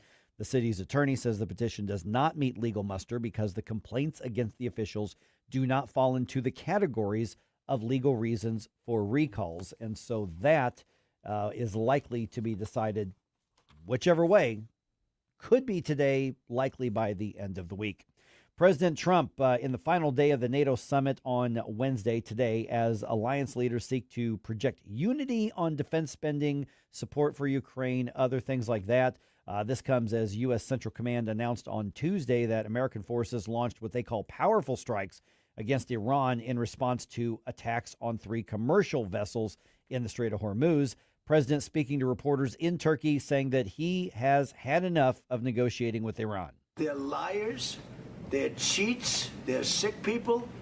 They've hurt their people. They killed 54,000 people as of now that were protesting. You know, when people say, how come they haven't taken over? They can't take over because they're dead. And is it just me, or did everybody picture the face that he was making when he said that? We all had him, that gritting teeth, the eyes got very steely. We all saw that in our mind's eye, didn't we? Yeah. Yeah, we did. I mean, it's, we see him every day. Yeah. So if you don't know what he looks like when he says these things, you've been living under a rock. I mean, it's agree or disagree with him. You don't misunderstand what he's feeling when he talks. Some people wear their hearts on their sleeves. Donald Trump does too, in a different sort of way. Yeah, he wears his heart on his face when he's talking. Yes. Yes. Sort of, yeah. Yeah, that's fair. All right, let's see here. What else got going on? We got plenty of time here. All right, hundreds of jobs are being lost in North County. I saw that. Yeah, Nature's Bakery says it's going to close the Hazelwood plant next year. The first round of layoffs is planned for September when 130 jobs are going to be eliminated. The remaining 215 positions will be eliminated in February. The company says employees were notified yesterday and the production is moving to other facilities around the country. The Hazelwood employees can apply for those jobs if they're willing to move. And the Nature's Bakery, I mean, they kind of specialize in like the non-GMO natural stuff. They're like fig bars are very popular. Those are pretty tasty, actually. Mm-hmm. I've had those a bunch. So, but the whole plant is just being taken out of North County. Yeah, I heard a rumor they're going someplace where there's no income tax. That would not surprise you. Now, speaking of which, our friends at Americans for Prosperity hosting 2 town hall events in the metro area this week. Topic at hand is Amendment 5 and the effort to eliminate Missouri's income tax. Tonight's event will be at Wesley Rogers Steak and Buffet Restaurant in Arnold. On Thursday, tomorrow, the discussion is at Moe's in Washington. Lawmakers who were involved in writing the proposal will be at each meeting, as will Dennis Ganal from Mo Tax Relief Now. Visit AFP Missouri's website for more information and to reserve your spot there if you are interested in attending that. And bring your questions. Bring your hardest questions. That's what I recommend. I've already been to one of these. I won't be at the ones this week, but bring your hardest questions. That's what I would do. All right.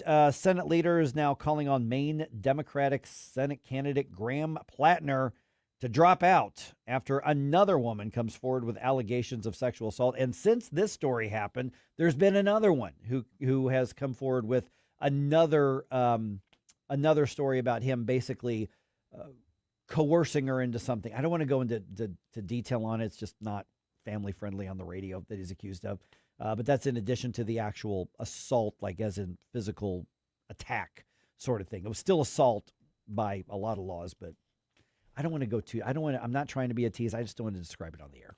Yeah, Graham Plattner is also quite a scary-looking dude, and from what I understand, he can be quite abrasive in his behavior. Yeah, so I don't blame them for not coming forward sooner. But at the same time, the sooner that people come forward when this stuff happens to them, the sooner we can take care of it, so to speak. Yeah, and this all, of course, comes after scandals like the Nazi tattoo on his chest, which he's since covered up, and the sexually explicit messages sent to women who are not his wife.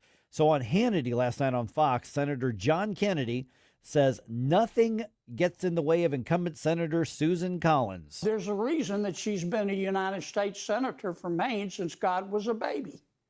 The people like her. They respect her toughness. I just put that story in so I could put that soundbite from John Kennedy. I'm not going to lie. Are you As we were saying earlier. Are you a John Kennedy fan? So what I'm picking up on? Yes, absolutely.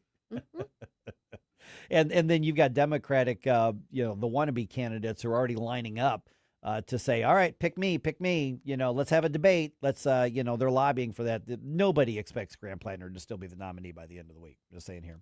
Okay, do a little math and protect your dog. All right. According to the American Kennel Club and the Pet Health Network, the formula is this. Take the temperature and then also take the humidity. If that number adds up to 150 or more, it's probably too hot for your dog to be outside. Okay. So you have, let's say, 85 degrees and the humidity is at 80%. You're at 165. Don't do it. That's what they're saying. Okay. So other advice includes checking sidewalks before you take your dog on a walk. Basically, put your hand on the concrete or the asphalt. If it's too hot for you to keep your hand on it for more than a couple seconds, it's too hot for their paws. Yeah, I have that battle with my dog all the time because she doesn't care. She like, let me out. Let me Yeah, out. I'm like trying to walk her in the shade and she's like, no, doesn't work. But that's what they're suggesting. Try to protect her from herself. Well, yeah, because, some dogs are really smart animals. Others Our Daisy. I wasn't going to say it, but I've heard the stories. She's very sweet. And? Not necessarily that smart. All right, the Cardinals continue to lose ground in the National League Central. They lost both games of yesterday's doubleheader to the Brewers. In the first game, they lost 10-2. Final score of the second game was 4-3. That is 4 losses in a row now.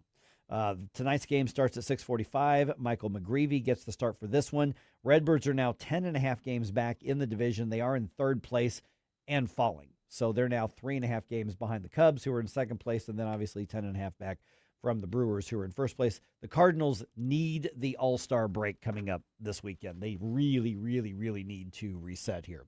And the Blues announced their 2026 preseason schedule.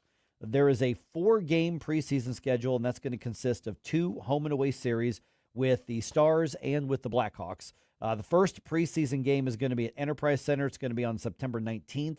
The Dallas Stars are going to be in town, and then they're a few days later going to be in Dallas to play the preseason, and then it's a home and away with the Blackhawks, Enterprise, and then obviously up in Chicago. But that's it for the preseason. So not much of a preseason. It's not like baseball where you play dozens of games and all that sort of thing. So kind of weird that we're like already talking about hockey season, man. I'm excited. Yeah, I like me some hockey. Love to see it.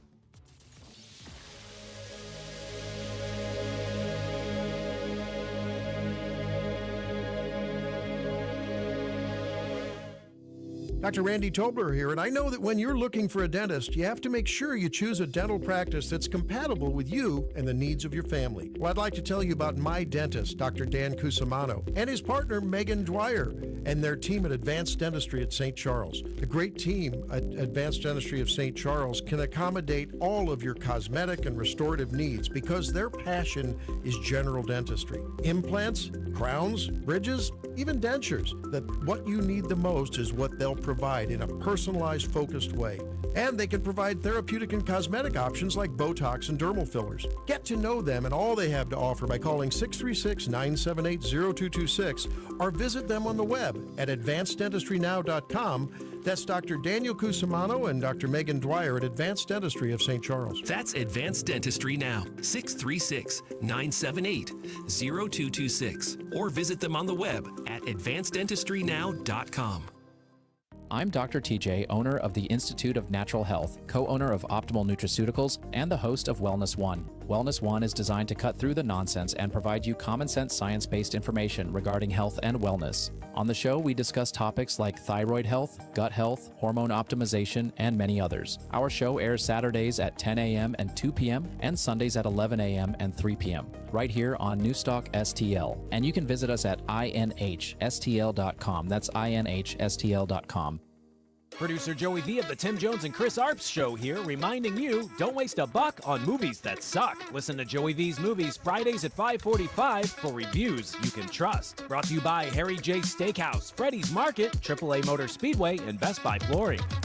Whether at home or at work, you're mobile. So when you're mobile, stay mobile. Keep St. Louis's home for conservative talk with you wherever you go.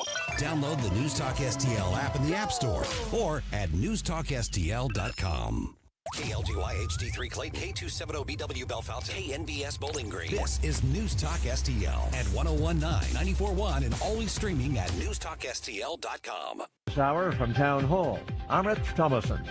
President Trump says that while in his view the Iran ceasefire is over, negotiations can continue. This after the latest exchange of fire between the U.S. and Iran. The U.S. military launched strikes on Iran early Wednesday. U.S. Central Command says it was to impose heavy costs after it says Tehran struck 3 ships in the Strait of Hormuz. Targets included Iranian air defense systems, radars, and more than 60 small boats used by the paramilitary Revolutionary Guard to harass ships in the strait. The U.S. also revoked a license that had authorized the sale of Iranian oil. Iran immediately warned Washington it would take whatever measures it deems necessary, and apparently retaliated with strikes targeting Bahrain, home to the U.S. Navy's Fifth Fleet, and Kuwait, home to U.S. Army forces. I'm Ben Thomas. Senators Bernie Sanders and Elizabeth Warren among the latest Graham Plattner backers to suggest that the Democrat drop out of the U.S. Senate race in Maine. At this week's preliminary hearing, lawyer Sir Charlie Kirk's accused assassin questioning DNA evidence presented by the prosecution. Emergency teams are racing against time in Venezuela, where 2 powerful earthquakes have left widespread devastation. Rescue operations have been hampered by damaged infrastructure, heavy traffic, and continuing aftershocks, making access to affected areas increasingly difficult. Venezuelan authorities say the death toll has risen to nearly 6,000, with tens of thousands left homeless after buildings collapsed. Town Hall News and our parent company, Salem Media, partnering with Christian nonprofit relief organization Food for the Poor to rush meals, medical kits, and other essentials to the quake victims. Listeners wanting to help can find a link at the website srnnews.com. Wall Street, the Dow futures down 517 points. More on these stories at townhall.com. Hey, I'm not one to say I told you so, but do you remember last year when I told you that Pure Talk was hands down the best wireless company that I'd ever used? Well, some of you were skeptical, but Consumer Reports just asked 120,000 people to rate every wireless company in America, including the big boys.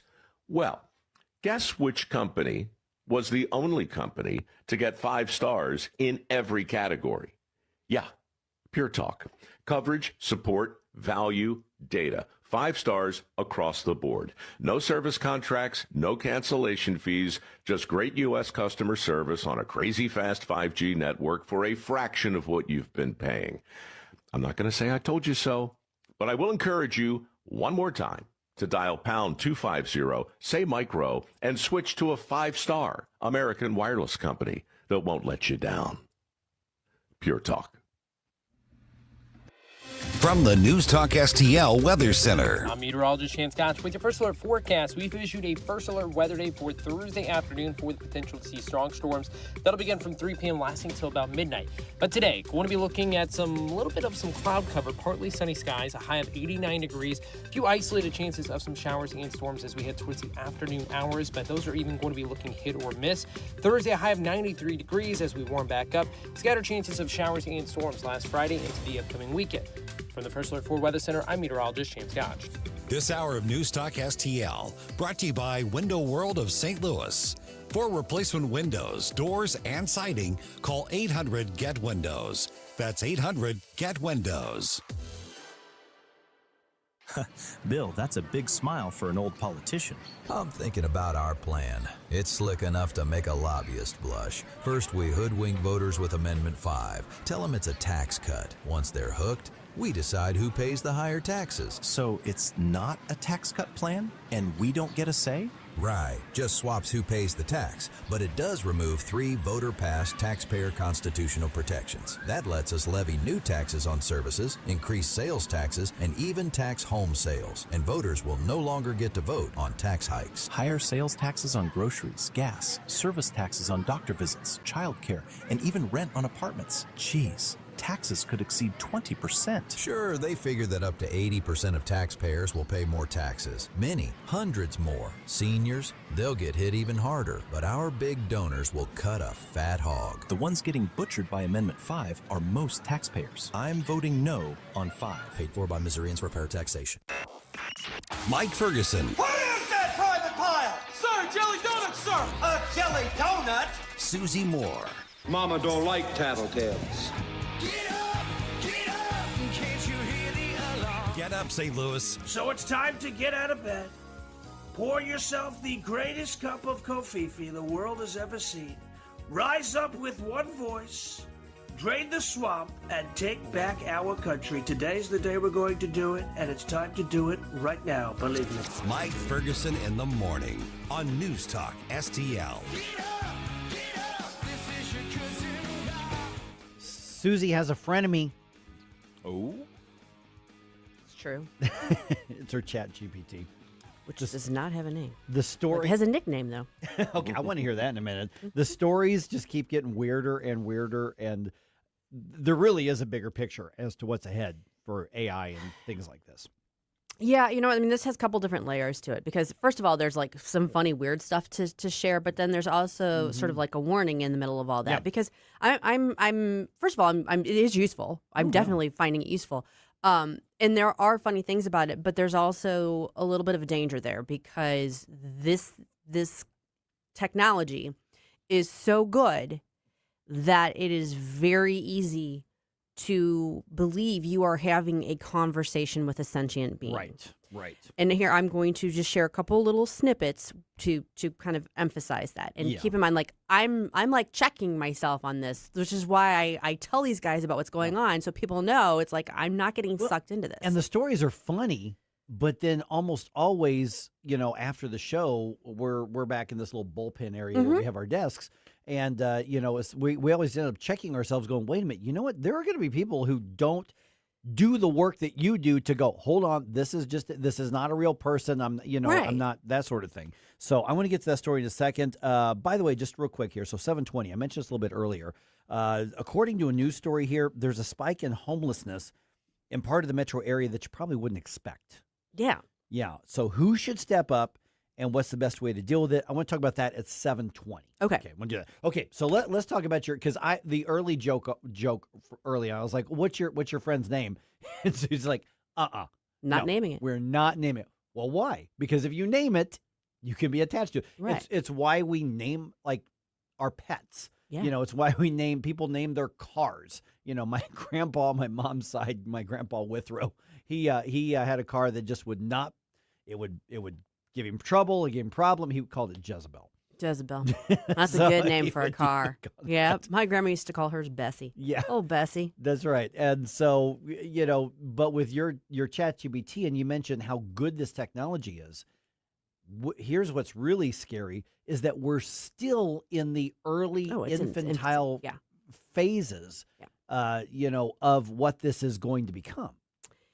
Okay. So, I mean, I am a conversational person. So in the context of like doing research and asking for assistance and getting like feedback and springboarding stuff off, I use it for work too, but I also use it for my genealogy work. I'm doing like deep dive in the ancestry and stuff, as you guys know. So I'm conversational when I'm asking it for help. You know, I don't just say X, Y, Z. I actually, my personality is there. So it's reflecting, I think, my personality back to me. But one of the things is, it always tries to be helpful. It's like, oh, you could do this spreadsheet that would be like this, this, and this, and have all this in it. And it gave me a suggestion about a very detailed way of handling something. And I said, that's a great idea.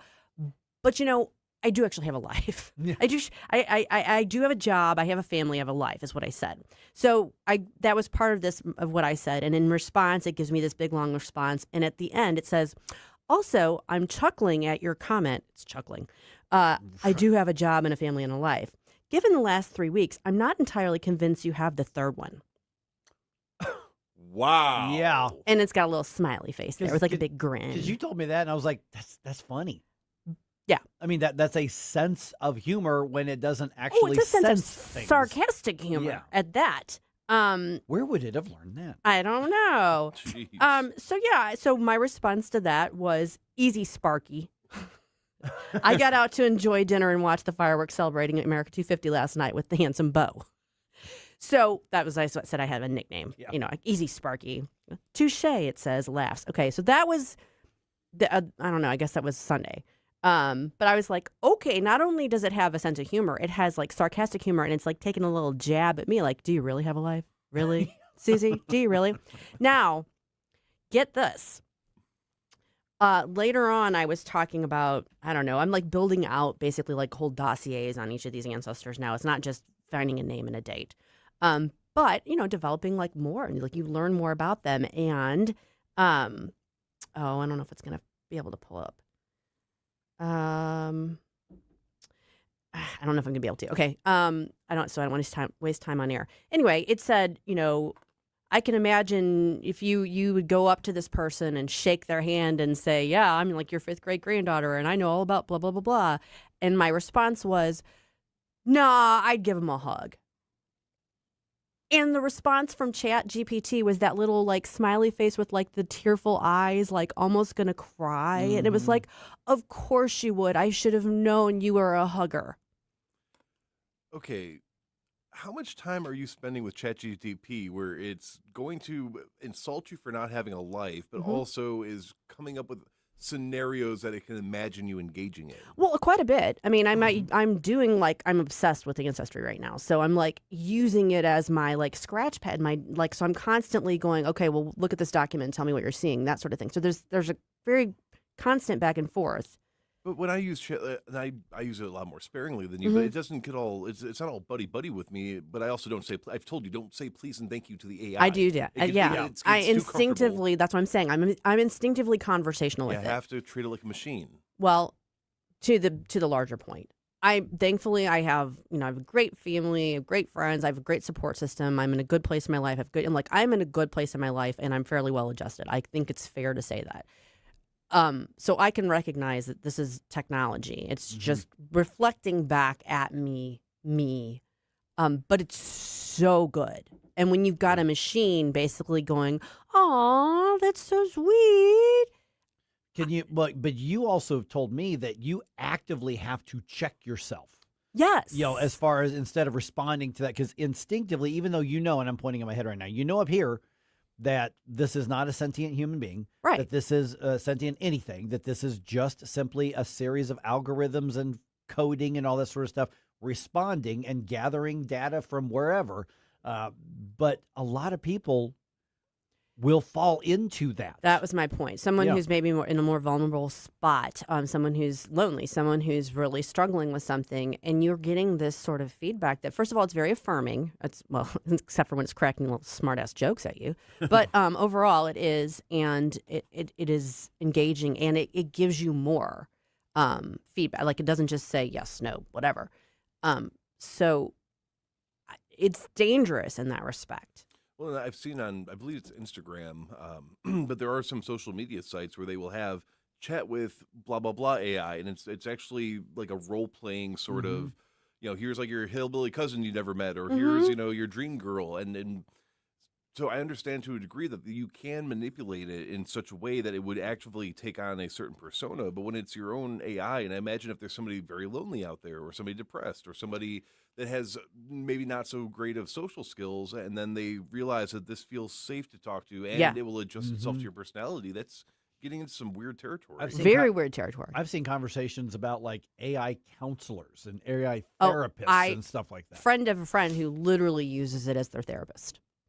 That's not healthy. Long term, that is not good. No, anytime you're limiting your interactions to digital space and not actually getting out and being amongst humans and actually doing that, you're limiting yourself and you're setting yourself up for some problems. There was a documentary I saw. Did you guys see the documentary where it was a married guy, and he also had an AI that he had trained to be like I saw an article about it. So this guy, quite literally, it was so bizarre, but he had, while using it for general music purposes and ideas and stuff like that, realized that it could take on a personality, and he spent all of this time and effort into developing it and training it to interact like his perfect ideal woman, to the point where he was neglecting his actual real wife. Of course he was. Was considering leaving his wife for the AI, which was horrible to hear, and she did not have a good reaction to that. I wouldn't think, no. And then what happened was ChatGPT, I can't remember if it was ChatGPT or a different AI, but it updated and it undid all the progress he'd spent into there, and this dude had an actual emotional breakdown over that. Yeah, That's I do. where we're I at with remember society. reading that article. And to be clear, like, I'm not trying to train it to have a personality. I'm literally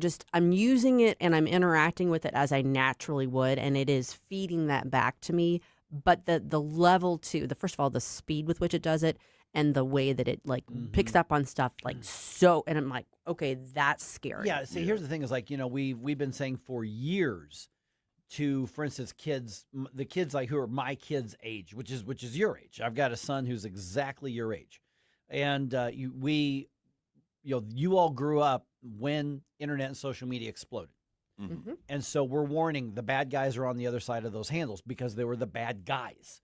They were the people, and that was the conduit that they made. Now we're talking about the bad stuff isn't even human, and we know how to warn you to check yourself on this, but somebody who's grown up with it, that is reality. Social media is reality, and those were people posting stuff. Well, I mean, bots too. But for an entire generation, you're like, Susie, you and I, our age group, we're more likely to go, no, that doesn't make sense. And we're probably better at putting that wall up, reminding ourselves, than those who grew up with the technology. I would say to a certain extent, yes, but I would say that this is also something that I could see people who are on the older end of things, if they know how to use technology, just because like we talk about like seniors that fall for like an email scam or whatever. There's no way that someone who doesn't, anybody of any age, I guess, who's not recognizing and drawing that line is going to struggle with and this. Then you combine that with what people are calling the loneliness epidemic. You got a recipe for disaster. Yes, you do. Yeah, you do. All right, and another cheery note. How bad is the homelessness issue in the metro? It's affecting people in parts of the metro you might not expect. We're going to get into that at 7:20.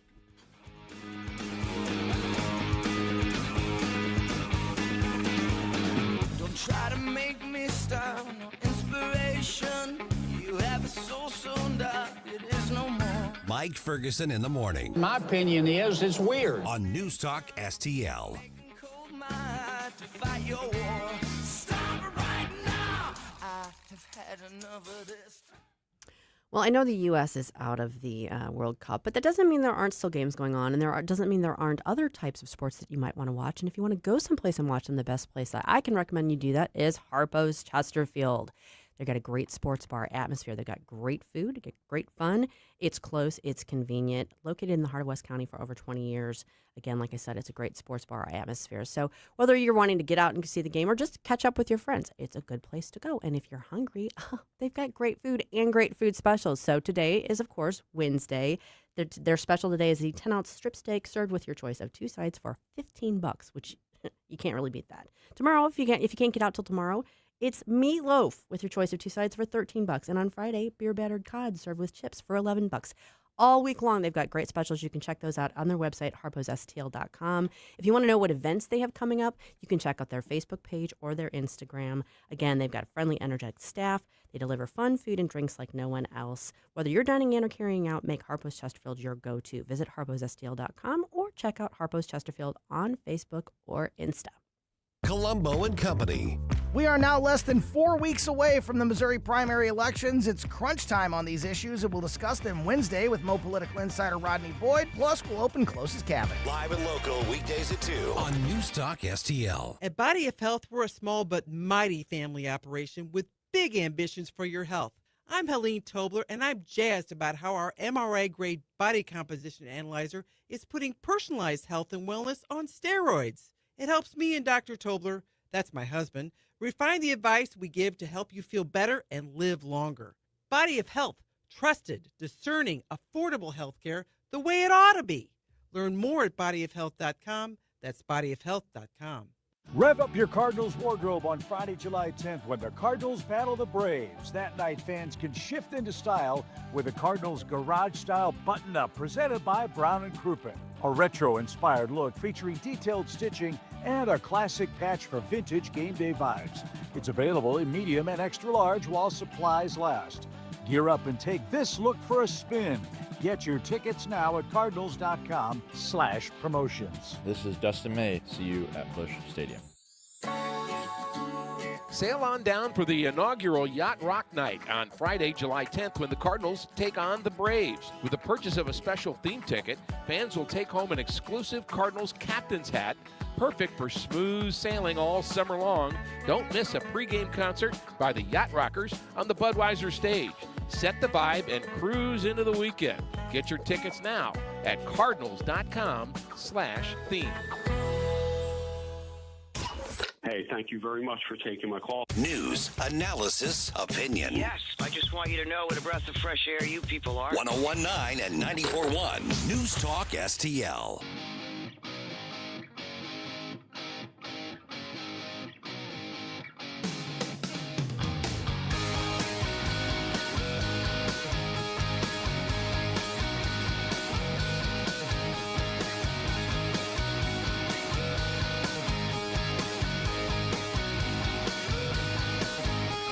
This is Kirk Hilsinger, chairman of the St. Louis City Republican Party. Connect with us at stl-gop.com.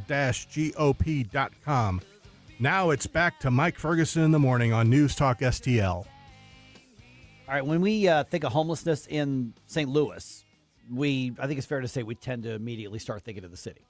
Yeah. You know, obviously. The urban area. The urban area. And then the more suburban-looking part of the city, South City. Because I play ball, down at like Heine Miney Park pretty often, and we see it there.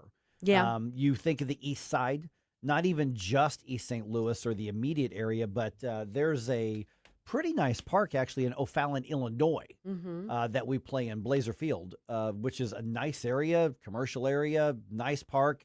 But there are two homeless guys who have been there so long, we now know them. Yeah. Okay. I mean, they will, before the game, we'll get there and we're warming up, and one of the dudes, nice guy. He'll Hey, just Bert. Hey, yeah, Ernie. yeah. Sorry. We'll see him. Like, what's that? We're not threatened by him, but Right. they live at the park, or they live nearby, and they're just always at the park. And they're like, oh, you guys get ready to play. I mean, I can move. I'm like, you're good on the bench there. You're fine. We know you. But you also think of the east side. You think of South City. You obviously think of North City. You think in the downtown area. I mean, right now, I think everybody could go, oh, yeah, I see that one at this intersection, or I see that one at this place. We all think of that. You don't think of St. Charles. Not necessarily, no. No. I mean, I definitely have seen people like standing on the highway off ramps with the signs, that sort of thing. But no, generally, no. No. Agreed. So that's why I was surprised. I saw this Channel 2 story that says homelessness in St. Charles County has surged, nearly tripling in the last 3 years. So there's now an estimated 750 people without what they're calling stable housing, 550 adults and 200 children. And my experience in media over the years is usually that's usually not the whole picture. Right. For obvious reasons. So that's according to a survey conducted by something called the Continuum of Care, which I guess is an umbrella group of like nonprofits and social service groups and things like that. So they say that's a 50% increase in the county's homeless population compared to the previous year. So that's spiking. So you asked the question a little bit earlier, Susie. Okay, is that people are losing their homes in the county or people coming to St. Charles County? Probably a combination of both, but according to this story, it looks like it's more of the former. Yeah. So now keep in mind these social service groups, generally hearts are in the right place, but they need to make their case. And oftentimes making their case means that we need to make sure that the numbers are as good as possible. I'm not saying they're lying. I'm sure they are, but they're including things like people who don't have their own home and they're kind of bouncing between hotels, or they're living in a cheap motel room or something like that, but also people who are living in vehicles, or people who are couch surfing with others. We're talking about adults. So that's all included in the homeless, which is legitimate. Right. But it's not the image that we tend to have of every person with a sleeping bag on the sidewalk. Right. Right. That we see pretty often. And the article says many homeless people in St. Charles County are employed but cannot afford the cost of housing. They often live in motels, cars, storage units, tents in wooded areas, which we see in the city a lot, not even just in wooded areas. You see them literally on easements and sidewalks in commercial areas. Mm-hmm. I mean, right there by the Foundry, you see tents all the time. Sure. In the city. Or they stay temporarily with friends and relatives. So the St. Charles County government, and this is why I want to bring this up, because the framing of the story, which is natural in media, and the advocacy groups, they're immediately going, okay, here's the funding we need. We need this program. We need that program. Government, step in and solve the problem. Right. Sometimes that makes it worse. I would say more often than not, it makes it worse. Yeah. So St. Charles County government allocated $30,000 for emergency winter shelter last season, which is when temperatures get like crazy cold. And, we get that. Ideally, the nonprofit sector would be able to do that because you're going to do it better. You're going to do it, more robustly, probably with more accountability because the incentives are different. However, if it's deadly cold out there, I think, generally agreed that, okay, we can get people into shelter. Yeah. On a temporary limited basis. I hopefully not even the most hardcore, small government type is going to say, but there are things that even we agree we can do on limited basis for extreme situations on this. So some of the things that the advocates are in the continuum of care are asking for is they're saying, like, for instance, she advocates for more discussions on solutions such as establishing a permanent shelter, creating a dedicated fund for short-term motel stays during housing crises, and developing smaller housing units to serve as temporary shelters for families or individuals as they stabilize. Okay, so government programs to do all that is, I'm going to tell you, just having covered this for a long time, having worked with low-income people, having, worked with, employment preparation, nonprofits, things like that, which I've done over the years, you're basically setting up under these. Government set up these programs. Government set up a program so you can pay for people's housing. What you're really doing is sending out the green light to say, hey, everybody come here. Mm-hmm.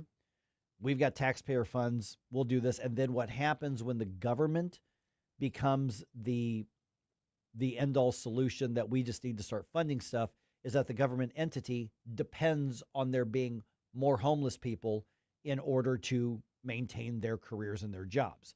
That's not how they're probably consciously thinking, but what happens is the actual incentives are not to solve the problem. The actual incentives are to manage and make sure there's an ongoing problem. Right. I mean, you have to justify your existence. Correct. Right. As any organization does, that's human nature. Whereas the nonprofit sector, the incentives are, we want to solve the problem. Whether it's a church or whether it's something like that, unless you're getting a bunch of government funding. Well, that's the thing. And then if you're getting the government funding. Little asterisk there. Yeah. Government funding. Here's the thing. If you're contracted. If you're making bank off of it, you're not going to want to stop doing it. And if your report says, look at this, we had 100 people in need and now we only have 40, you're getting your funding cut because you're solving the problem. Yeah. Whereas if you are a nonprofit that's not dependent on the government and you go to, I don't know, your church or your parish or whatever, and you say, we had 100 people with this need and now there's only 40, we're succeeding, let's finish the job. Right. Kind of the old March of Dimes example. You remember March of Dimes originally started, what was it that they originally were going to do? And then they helped privately fund the solution and they eradicated, I don't know if it was polio or whatever it was they were supposed to do. And they're like, the problem is solved. We don't have to do this anymore. Mm-hmm. And then they found a new problem to take on. Right. and so that's the difference in the incentives. So a lot of times, and conservatives do such a terrible job marketing this when we say government is not the solution for this, because the advocates are like, but this is the easiest way to get money and get people a voucher and get them into a hotel room. Well, it might be the most efficient way, but first of all, it's not the best way to do it. And secondly, it's the wrong incentive, and eventually it hurts the people you're trying to help. And we don't do a good job of explaining that and marketing that.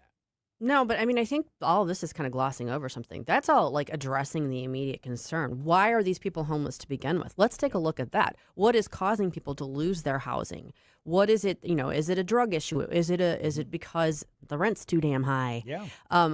For all those people who oppose apartment building in St. Charles County.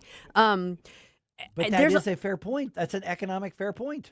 This is what I'm saying. Like, so if housing is becoming unaffordable in the area such that people are actually being ejected out of it just due to their circumstances, then maybe you need to be looking at what government policies are causing the cost of housing to be inflated. Right. That is a government solution in terms of finding what the root cause is and finding out, what regulations can be stripped away or done differently so that you're not creating this issue or making it worse. How many suburbs are going to say, you know what, we want to make housing more affordable, so let's go ahead and approve a subdivision of a whole bunch of tiny homes.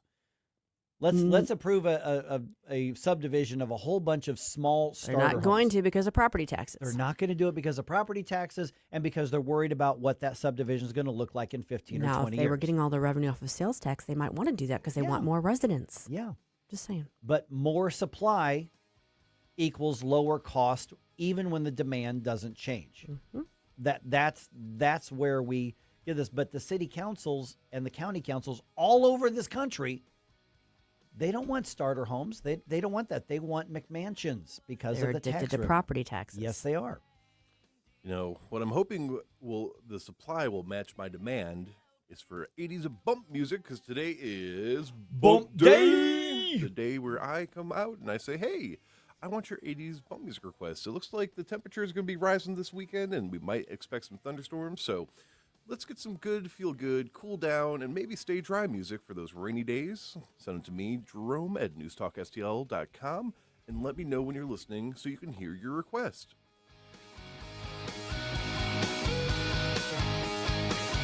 You know what it is that makes me stay. Mike. What day is it, Mike? Mike Ferguson in the morning. They should not be part of polite society. On News Talk STL. From the News Talk STL Weather Center. I'm meteorologist Shane Scotch with your first alert forecast. We've issued a first alert weather day for Thursday afternoon for the potential to see strong storms. That'll begin from 3 p.m. lasting till about midnight. But today, going to be looking at a little bit of some cloud cover, partly sunny skies, a high of 89 degrees, a few isolated chances of some showers and storms as we head towards the afternoon hours, but those are even going to be looking hit or miss. Thursday, a high of 93 degrees as we warm back up. Scattered chances of showers and storms last Friday into the upcoming weekend.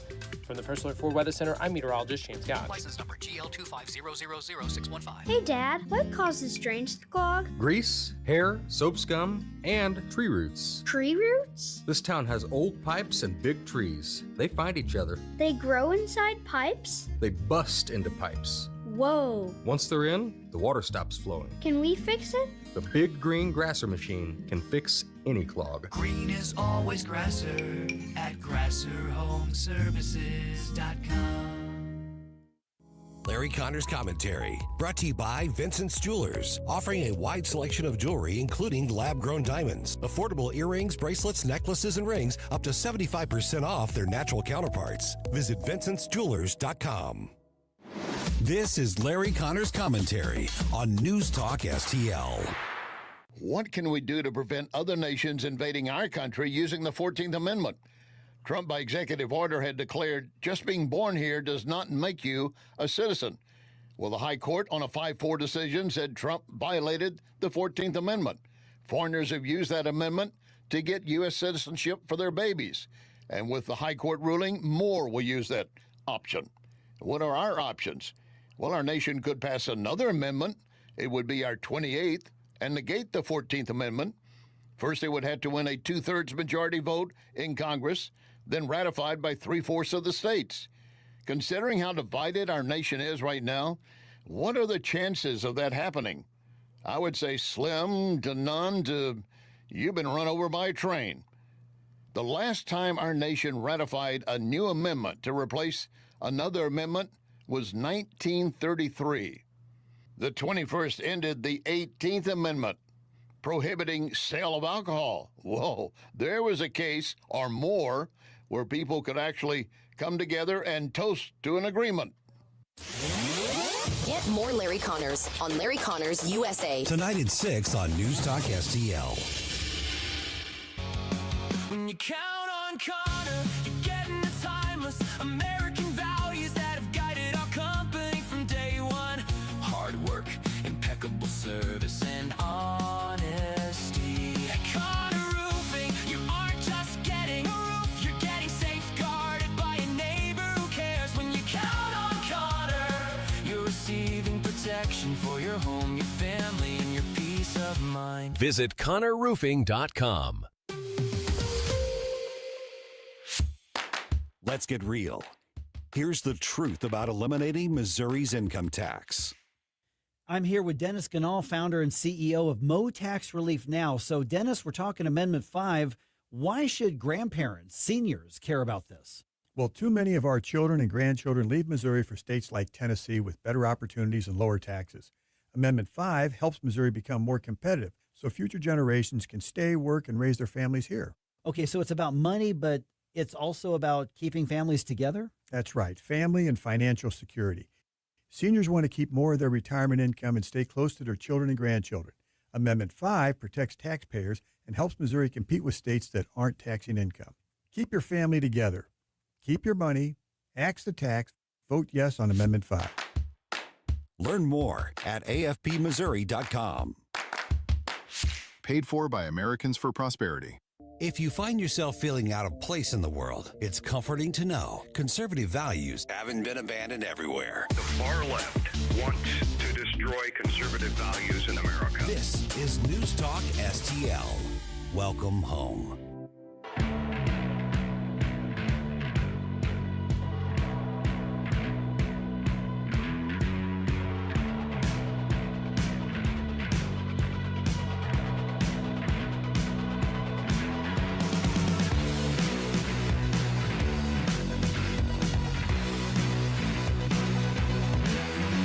Good morning, St. Louis. Hey, it's Vince from The Vince Show right here on News Talk STL every weeknight at 8. Right now, it's back to Mike Ferguson on 101.9 and 94.1 News Talk STL. All right, it seems like some Democrats can't tell their platinum from a hole in the ground. It's trouble.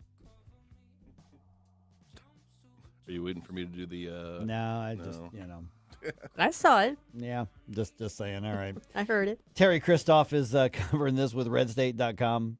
I'm like, that's as close as I can get to that.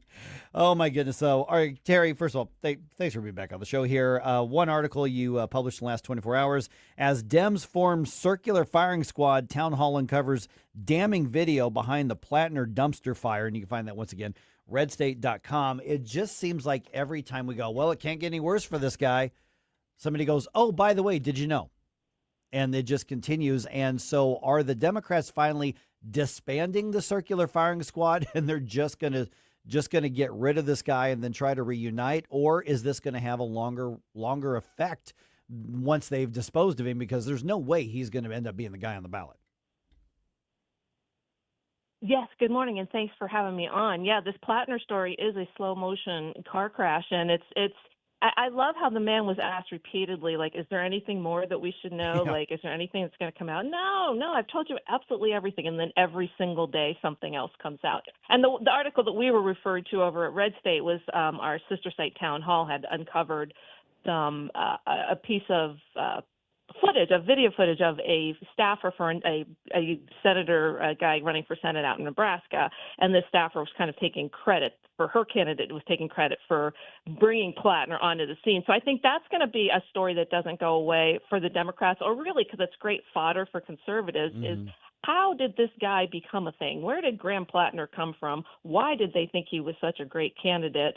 And, so I think that there is I don't think the Circular Fire Squad is going to disband, because it's like what the criteria that they were using, the very low criteria that they were using to bring this guy, they're going to repeat it over and over again, because they're trying to find that every guy that appeals to guys, a guy's guy that's going to get the guys to like the Democrat Party. And obviously it didn't work in this case. And just to reference the article, Dan Osborne is the candidate in question. He is running as an independent in Nebraska, although he is a Democrat. He's running as an independent. He's a veteran. He's a farmer. He's he's a manly guy. And then he ran 2 years ago also, and he lost against Deb Fisher. And this time he's running against Pete Ricketts. And he's apparently the guy that's like, I think it began with him that they're like, we need dudes. We need to get dudes like Dan Osborne and more. And I think that this is an interesting story that we're going to continue to look at, because it's just hilarious the way that they get it so wrong in trying to find a guy's guy to represent the Democrat Party.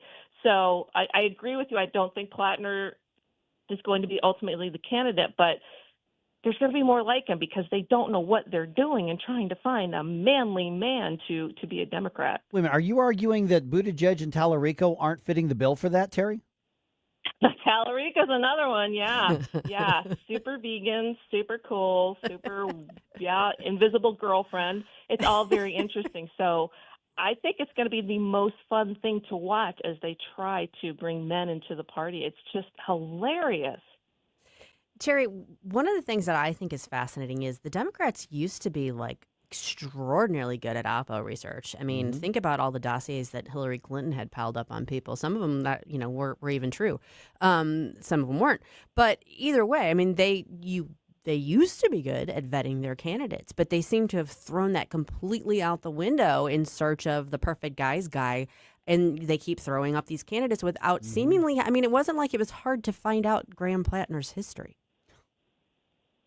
Oh, absolutely. I think the party is in disarray on so many levels that's probably one of the things. They are just so desperate to get these candidates they think that are going to really immediately appeal to so many people that they're if they had standards, they threw them out the window. So what's interesting is there's another group, and I don't know there was a clip that has gone around social media for months now of this goobery soy boy guy and this girl who are claiming that they're the ones who found Graham Plattner and that they vetted him and they spent gobs of money to have a firm research him.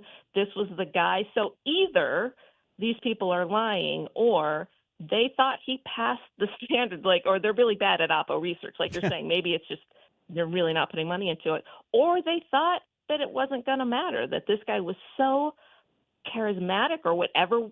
I don't find him to be charismatic. No, they me thought neither. something about him was so compelling that it didn't matter what he had done in the past. So I think it's a real good indication that Democrats they're in big trouble internally, and not that they're not going to win elections, but they're having some issues there. Yeah, because you talk about the establishment, for instance. I mean, the governor there, Mills. I mean, she was run off the campaign trail by this Plattner, kind of freight train. Not that she didn't have her own issues here as well, but you're looking at the Democrats right now with guys like Plattner, and they're looking at what's worked in so many different Republican areas. You look at some of the influence like Nick Freitas, and you're looking at Pete Hegseth and his popularity with the Republican base, and you're looking at how Trump won over those union workers, especially in the Rust Belt. And even though he's literally was born into wealth and became a billionaire, but he's still connected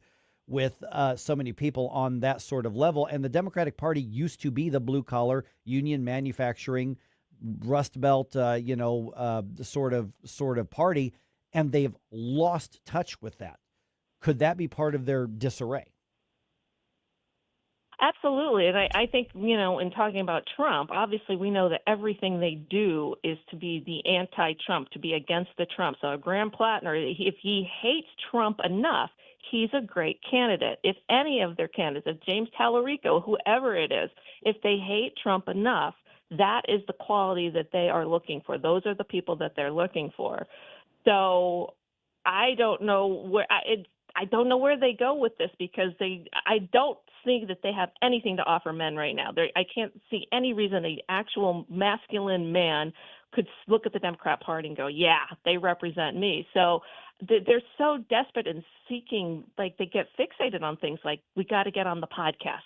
We got to get the men or we got to get the person that hates Trump to the acceptable level, and that is our winning formula. I think it is falling apart. Like I said, it doesn't mean they're not going to win elections, but I think they're getting to the point where what do they stand for? What does this mean? Like who would, it is crazy to watch this. It's fascinating from a political science standpoint to watch them just completely disintegrate on that. But unfortunately, I think in this country, hating Trump enough is enough to get them elected in certain parts of the country. So that's what they're going to stick with, because I don't think they have anything else. Well, Teri, you have the privilege, I guess, of being from the Commonwealth of Virginia, so you get to be right in the thick of all the fun stuff happening with Governor Spanberger and Steve Giscano, the district attorney who doesn't really want to do his job. But you recently wrote about a showdown that's going on between ICE and Virginia over their sanctuary city policies, which kind of reared its ugly head again because we had yet another illegal alien who shouldn't have been out on the streets and yet was, and I guess he murdered somebody. This one's incredibly egregious, too. Yeah. You almost get kind of blind to it around here when you hear another story. You're like, yeah, it's just repetitive because there is such a huge illegal population, especially here in the Northern Virginia area where I live. And yes, it is a much needed showdown. ICE, I think, has finally decided to call not just Steve Giscano's bluff, but also Abigail Spanberger's bluff. Just as a reminder, her first day in office, which was only back in January, it feels like she's been around for decades as governor, but it's only been a few months. She one of her first things to do was to undo a Glenn Youngkin era policy in which our state law enforcement, Virginia State Police, wildlife, like all of these agencies worked with ICE to get detainers, to get people off the streets. And she just completely put the kibosh on that her first day in office. So since then, we have seen, and RedState's doing a beautiful job of covering this, an endless stream of violent illegals being let out onto the street despite ICE wanting to come pick them up. And these are bad guys. These are guys with long rap sheets. And that is what happened in the most recent case out of Fairfax County. As Susie said, Steve Giscano is the Commonwealth's attorney there. He has a policy. He denies it, but he has a stated policy of giving preferential treatment to illegals. They've already, they have it tough enough. They don't need to have these charges held against them. He drops charges all the time. And in the case of this most recent guy, I believe the most recent charges are kidnapping, strong-arm kidnapping, and sexual assault of a woman. But this guy's been here illegally since 1991, and he has this long rap sheet. And every time he does something, he gets released back into the public. So ICE has I think this is going to be a case where they make an example out of Virginia and Fairfax and the sanctuary policies of Abigail Spanberger, where they have said, we have a detainer on this guy. What are you going to do? Are you going to call us? Are you going to turn him over? What are you going to do? So it's really going to be interesting to see what happens because it's getting really bad in Fairfax County. All right, the article that Teri is referencing there that she wrote, it's on. ICE forces a showdown with Virginia's sanctuary machine after Fairfax horror. Once again, RedState.com is where you find that. And the earlier article that we referenced, as Dems form circular firing squad, Town Hall uncovers damning video behind the Plattner dumpster fire. Teri, good to chat with you again. Again, we've warned, the only thing that could possibly get in the way of the Democrats' intent to lose everything is Republican incompetence in the midterms. Agreed. Thanks, Teri. Thanks, Teri. Thank you, guys. All right, you've got a chance to question some of the lawmakers who wrote Amendment 5. We'll tell you when and where at 7:50 in the news dump.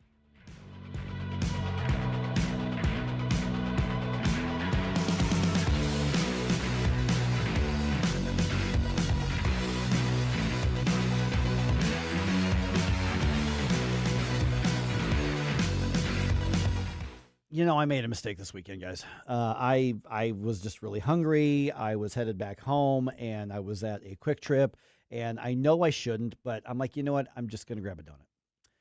That was a mistake. Mike Ferguson here for Mario's Donut Restaurant, which is where I should have been, but I grabbed a convenience store donut, and after enjoying and experiencing Mario's at least once a week here, because that's what we do. We have a Mario's Wednesday. Hopefully I'm going to manifest the boss bringing in Mario's Donut Restaurant, donuts, or his wife Teresa bringing them in. And I grabbed it. I'm like, you know what? Can't be that bad. Oh, my goodness.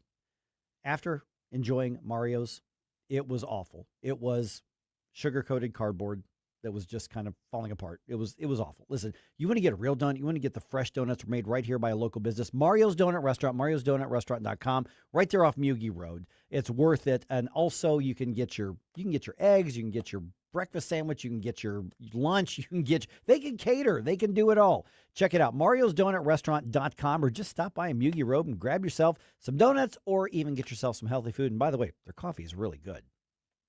When the storm hits and a tree comes down, you need someone you can trust right now. OLI Outdoor Services in Godfrey is on call 24/7 for emergency tree removal, trimming, stump grinding, and land clearing. Serving Illinois and Missouri with licensed, insured professionals and over 200 years of combined experience. Tree removal starting at just $2.99. Free estimates, plus financing. Visit OLIOutdoorServices.com or call 1-888-5-SAWING. The Herzog Foundation is the vision of its founder, Stanley Herzog, and it exists to promote quality Christ-centered K-12 education nationwide. Hi, this is Chris Stegall with the Herzog Foundation. We offer a wide variety of resources relevant to today's families, including a free online publication called The Lion. The lion is one of God's most majestic creatures, symbolizing strength and courage. Named for its attributes, the Lion publication carries articles covering a wide range of topics facing American families and culture, especially related to the education of children. The Lion can be found online at readlion.com. That's READ lion.com. Sign up for The Lion at readlion.com and find dozens of must-read articles published every day. Visit readlion.com and subscribe for the weekly and daily digests so you never miss an article. Readlion.com. That's readlion.com.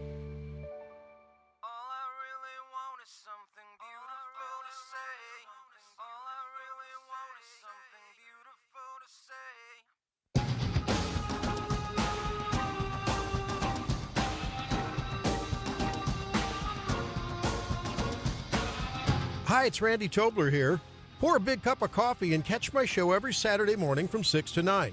Right now, it's back to Mike Ferguson in the morning here on News Talk STL. Well, we could get an answer on whether that recall election is going to happen in Festus anytime now. Okay. Most likely this week. So most likely the next couple days, but could happen today. We don't know. I'll give you the update on that. The ceasefire talks are over, at least for now. Looks like that end of the war thing wasn't actually a thing. Color me shocked. And the Cardinals struggling. Man, they need to turn things around again right now. We're past the midway point of the season, and things are not going the right direction. 7:51 right now. Let's do another news dump here. The Morning News Dump, brought to you by STL Fenceworks. The Morning News Dump. Are you joking? Is this a joke? Listen, folks, the Morning News Dump. We are likely going to know soon whether Festus will have that recall election after all. The judge is expected to issue a ruling this week. Now, remember, enough signatures to put a recall of 3 council members and the mayor were on the ballot, or were turned in, rather, but the council declined to put that recall on the ballot. The city's attorney says the petition does not meet legal muster because the complaints against the officials do not fall into the categories that would justify a legal recall. So we'll find out soon.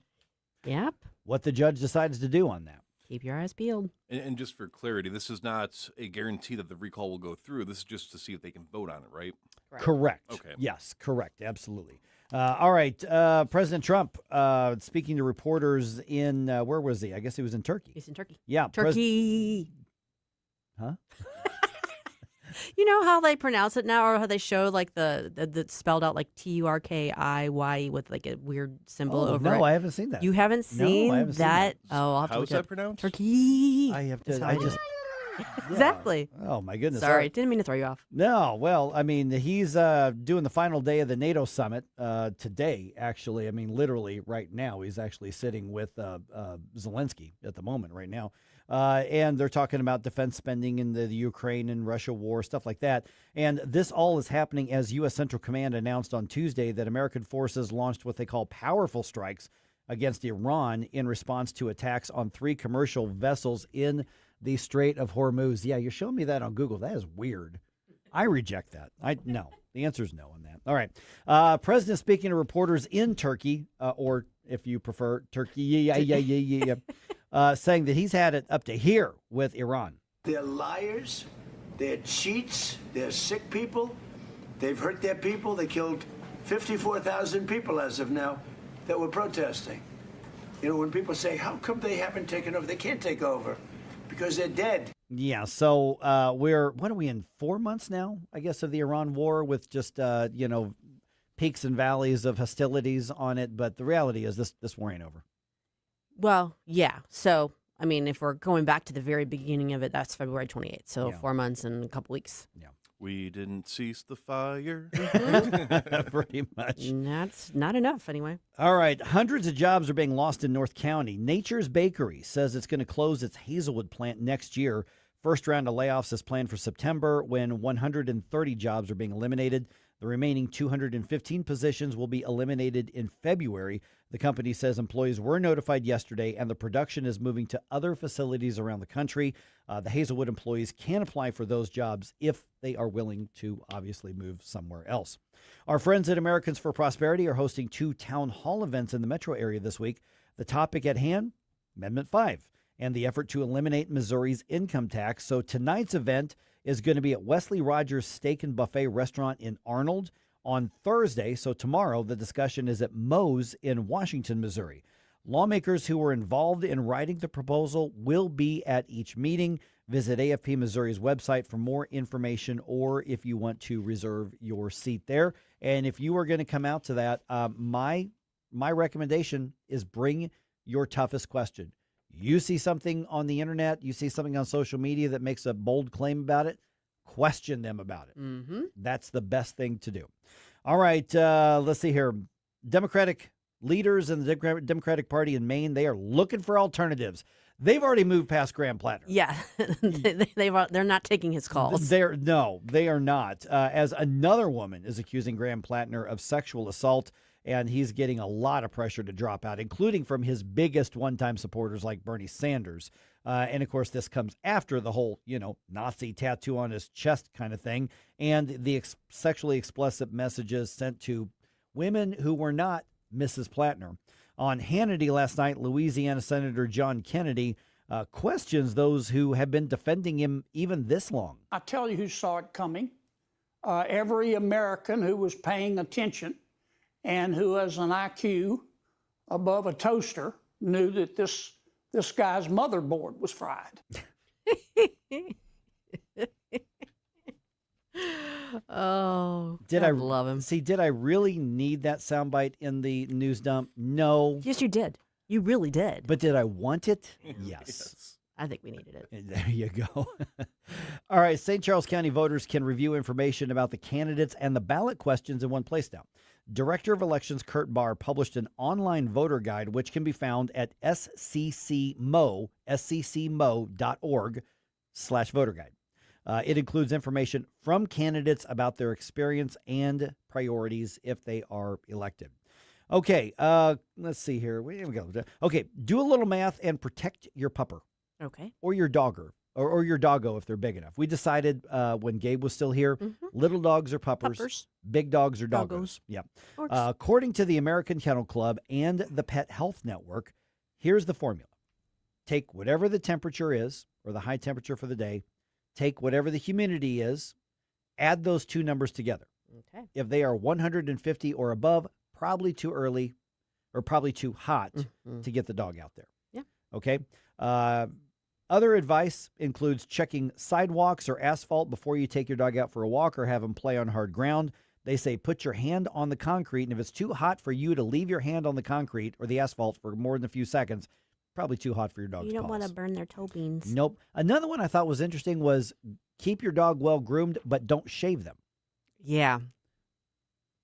Which I thought that surprised me. Yeah.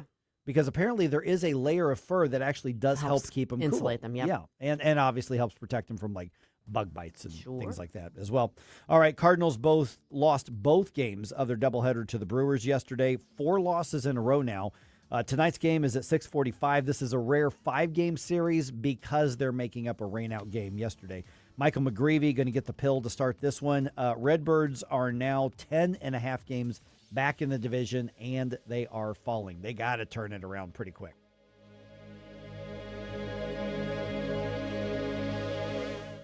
Are you tired of hard chlorinated water drying your skin out, tasting bad, and ruining your fixtures? Jones Air and Water Treatment has a solution to this pollution. Our Hydratech H2O leaves you with great tasting, soft water at all fixtures in your home with one unit. Call Jones Air and Water at 636-899-1040 or visit us on the web at joneswater.com. You can be a filter or buy a filter. Jones Air and Water, 636-899-1040 or joneswater.com on the web. Call us now. Let's take a break. Good idea. Hey, Tom, what are you doing on that Amendment 4? You know we fought for our freedom and rights. I'm not giving them away without a fight. 4 takes them? That's exactly what 4 does. For over 100 years, Missouri voters have used our constitutional power to act when the politicians refused. I'll be darned if I'm voting to pass on less freedom and power to my kids. And doesn't 4 also kill majority rule? Yup. Creates minority rule, where just 5% of the most liberal statewide voters in one Missouri congressional district that block any citizen-led reform, making it nearly impossible to pass common-sense conservative citizen ballot measures. That's crazy town stuff. And we've needed our citizen ballot measure power to pass some big conservative stuff, like outlawing tax hikes without voter approval, lobbyist reforms, and term limits for career politicians. No way I'm letting a tiny fraction of liberals derail our conservative power. I'm no on Amendment 4. Hard no on 4. Pay 4 buttons or inch prepare governance. KLGY HD3 Clayton, K270BW Bellefonte, KNBS Bowling Green. This is News Talk STL at 1019, 94.1, and always streaming at NewsTalkSTL.com. Breaking news this hour from Town Hall. I'm Rich Thomason. Some strong words for Iran at the NATO summit in Turkey. President Donald Trump said the interim agreement with Iran is over, saying, frankly, I don't want to waste my time with them. They're liars, they're cheats, they're sick people. They've hurt their people. They killed 54,000 people as of now that were protesting. But Trump says he'll allow talks on the Iran war to continue. On the topic of NATO, Trump says he hasn't been happy with NATO. Because of what they did with Greenland. And I'm not happy with NATO because of the fact that they didn't want to help us with the #1 state sponsor of terror. That's Iran. I'm Donna Warder. The U.S. struck military targets in Iran early today after the Iranians attacked several ships in the Strait of Hormuz yesterday.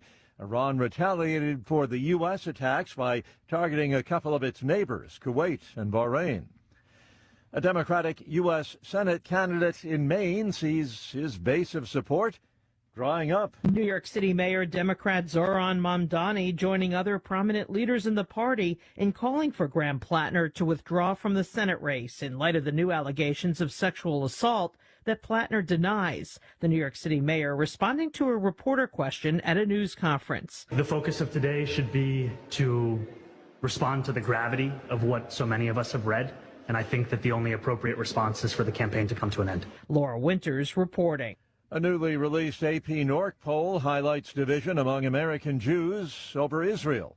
Religiously observant Jews often see support for Israel as central to their identity, while those who are not religious are more critical of Israel's actions in Gaza. Watching Wall Street ahead of this morning's opening bell, Dow futures down 444 points. More on these stories at townhall.com.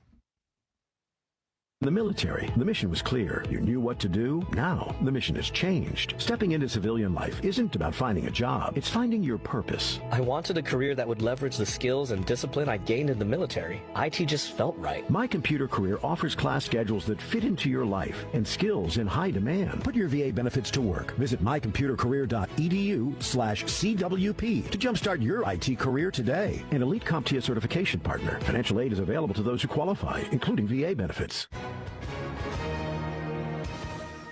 Hi, everyone. If you've been injured in an accident and think you deserve compensation, listen up. We have legal professionals standing by right now. They'll tell you if you have a case and how much it's potentially worth. Call 800-550-7800. That's 800-550-7800. Call now to find out how much your case could be worth. Advertisement sponsored by Legal Help Center. May not be available in all states. Not available in California. From the NewsTalkSTL Weather Center. I'm meteorologist Chance Gotch with your first alert forecast. We've issued a first alert weather day for Thursday afternoon for the potential to see strong storms. That'll begin from 3 p.m. lasting until about midnight. But today, going to be looking at little bit of some cloud cover, partly sunny skies, a high of 89 degrees. A few isolated chances of some showers and storms as we head towards the afternoon hours, but those are even going to be looking hit or miss. Thursday, a high of 93 degrees as we warm back up. Scattered chances of showers and storms last Friday into the upcoming weekend.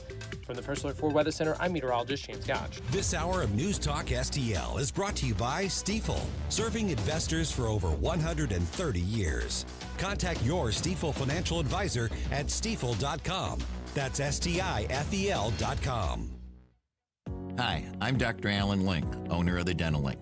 You've heard ads about teeth in a day, but did you know that you will be chewing on plastic, acrylic teeth? Here at the Dental Link, we can give you porcelain crown and bridge teeth utilizing mini dental implants that function much more like real teeth at about half the cost. Plus, mini dental implants are less invasive, less painful, and your recovery time is much shorter. Give us a call at 314-794-6464 or simply visit us today at thedentallink.com. Hey, Columbo here for Intervine, a great local company that has customers all across the country due to the quality of their products. Intervine has the best flashlights, lanterns, headlamps, and even batteries, including the new Monster 2000 Lumen waterproof lantern and the Sentinel 2000 self-defense flashlight. Our home and vehicles are full of great Intervine products, and right now you can shop their website and get 25% off your entire purchase just by using my name, Tony, as your promo code. That's promo code Tony at Intervine.com. The Vic Porcelli Show. President Trump is teaming up with the state of Missouri to speed up nuclear infrastructure projects. We'll talk to Chandra Hendren about that Wednesday at 10:41. Weekday mornings at 9 on News Talk STL. Mike Ferguson. I'm not like the rest of you. I don't make mistakes. Susie Moore. What you're telling me doesn't sound logical, my dear. Get up! Can't you hear the alarm? Get up, St. Louis. You need to get to go. I need to be able to get where you need to go to do the work. Mike Ferguson in the morning on News Talk STL. Get up! This is your cousin. All right, a couple chances to talk to lawmakers tonight, tomorrow, about Amendment 5. Our friends at American for Prosperity have the town hall meetings, which we just mentioned in the news dump.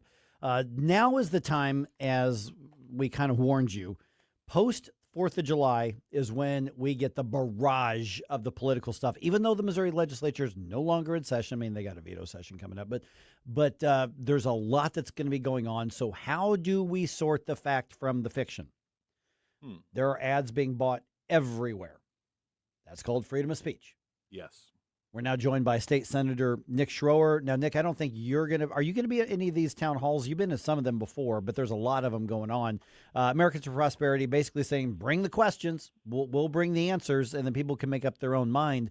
A series of these town halls, which you and I and Ben Keithley and Dennis Ganal were at the first one. And so the conversation is already to the point of we're starting with our conclusions. I don't want to hear the other side, but I would think the more we dig into what the facts are, the better off we're going to be. Yeah, thanks for having me on, and thanks for covering this once again. I'm unfortunately not going to be there. I've got a big bill being signed tomorrow by Governor Kehoe involving criminal justice reform, increased sentences. It's a big crime package, but no, I think this is it's vitally important when you look at 4 and 5, and then we're going to be talking the same thing in November with 3, disputing all of the lies. And I call this the party of Chicken Little, because with all of the town halls and everything that AFP, Americans for Prosperity, and the Republican lawmakers have been doing is dispelling all of these lies, and it's playing whack-a-mole. And we saw this with so many other things over the past several years with Cleaner Missouri, with Obamacare expansion. And now what we're trying to do is get on the same level as Texas and Tennessee and Florida And even the auditor came out and he goes, look, if you guys don't do any spending cuts, if you don't, go crazy on pulling back the tax credits, you're probably still just looking at a tax increase, sales tax increase broadly, up to about 6 or 7%. We're at, just under 5 right now. But I'm saying, look, there's other things that we can do. We can drastically cut spending. We can go after the data centers. We can go after AI and all the things replacing human beings right now. We can go after lobbyists. We can increase taxes on lobbyists, which they're not paying right now. So many things that we can do. But I think it goes hand in hand with cutting spending like we've seen Tennessee do to succeed. Okay, what needs to be cut? I mean, that's one of the things where, and I'm on board, dude. You know, Senator. Sorry, Yeah. I've known Nick a long time. I mean, I'm on board. I say cut it to the bone and then scrape the bone and cut some more. That's the libertarian in me for this. But from a practical perspective, there was a smaller budget this year as opposed to the year before. What can still get cut? Because that's where if we don't answer that question, people rush to, well, you're going to cut fire departments and schools and you're going to cut highway funds. And you know what? You're going to look for anything and everything, and you're going to hurt the little old lady who's living out, in the house. I mean, so what is it that can still be cut that isn't a detriment to our quality of life, as though government provides quality of life? But you know what I mean? Yeah, I mean, great question. And, we've been handcuffed, and that's one of the reasons why Amendment 4 has to pass, because you've had so many out-of-state billionaires lying like they are. You've heard all the commercials. You've seen all the commercials where these lies are coming out about Amendment 5 and, Obamacare expansion, the expansion of Medicare. We're now covering, kids up into their 20s living into their mom's basement that have no problems. They just don't want to get out and work. They're stuck to the Xbox. Covering their health care, that's stuck in our Constitution. So many things that are stuck in our Constitution, we can't touch unless we go back to the Constitution and amend it. But there are many areas where over the past several years, we had a different appropriations chair that liked to team with the Democrats, just like he's doing in his the person who's coming to replace him. He's campaigning for the Democrat. He did this with the budget year after year.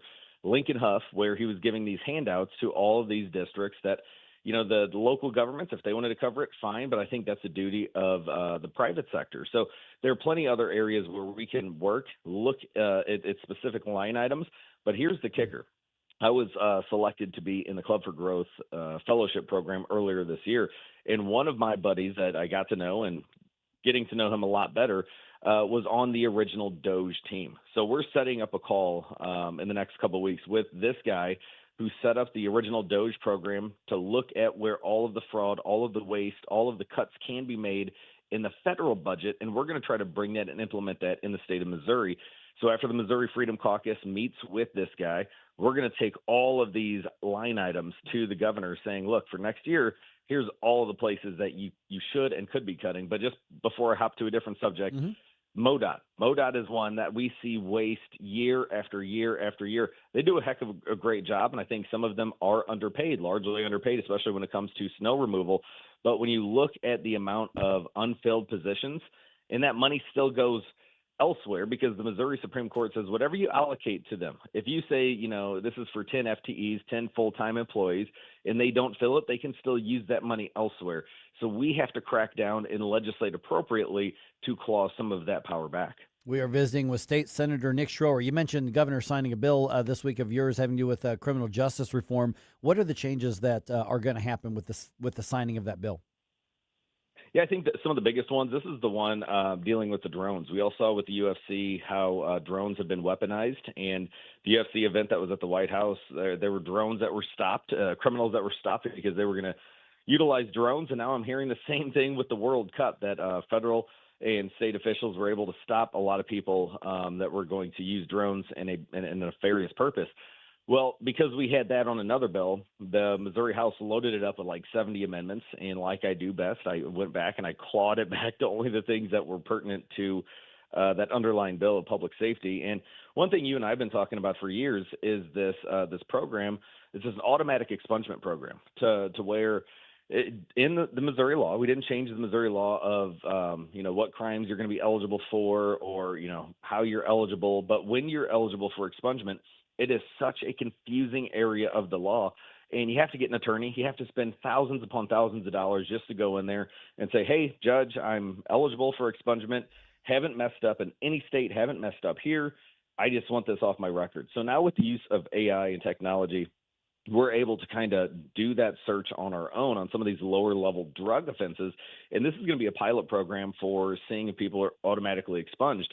Other states that have done it, we've seen a lot of people back into the workforce. We've seen entrepreneurs that have these great ideas, and they're like, well, I'm going to go to Florida. I'm going to go to Tennessee because they have the ability to get this off my record in a quicker manner. So this is one of the big things on their masked intimidation bill. We've seen so many years, and I'm not talking about law enforcement. We made clear in this amendment that this is not dealing with law enforcement, that if you're going to go to a riot, if you're going to, stop people on the highway and you have a mask on and start causing damage, that's going to be an escalator on a criminal penalty. That was from Senator Berger.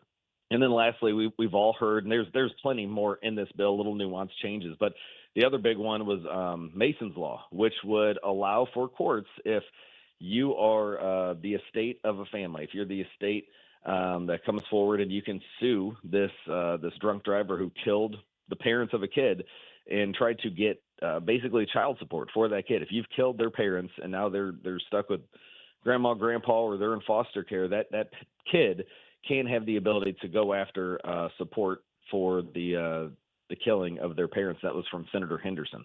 All right, we're visiting with State Senator Nick Schroer. Nick, just got a couple minutes left in the segment here. I want to follow up something on the drone question because, for instance, St. Charles is now using drones as first responders when there's a call. Mm-hmm. And we worried here on the show, we said, well, how long is it until they're going to start using drones for patrolling in this like creepy Orwellian way? Well, it turns out it was a matter of weeks because there are a number of suburbs around the area that used them to patrol for fireworks violations.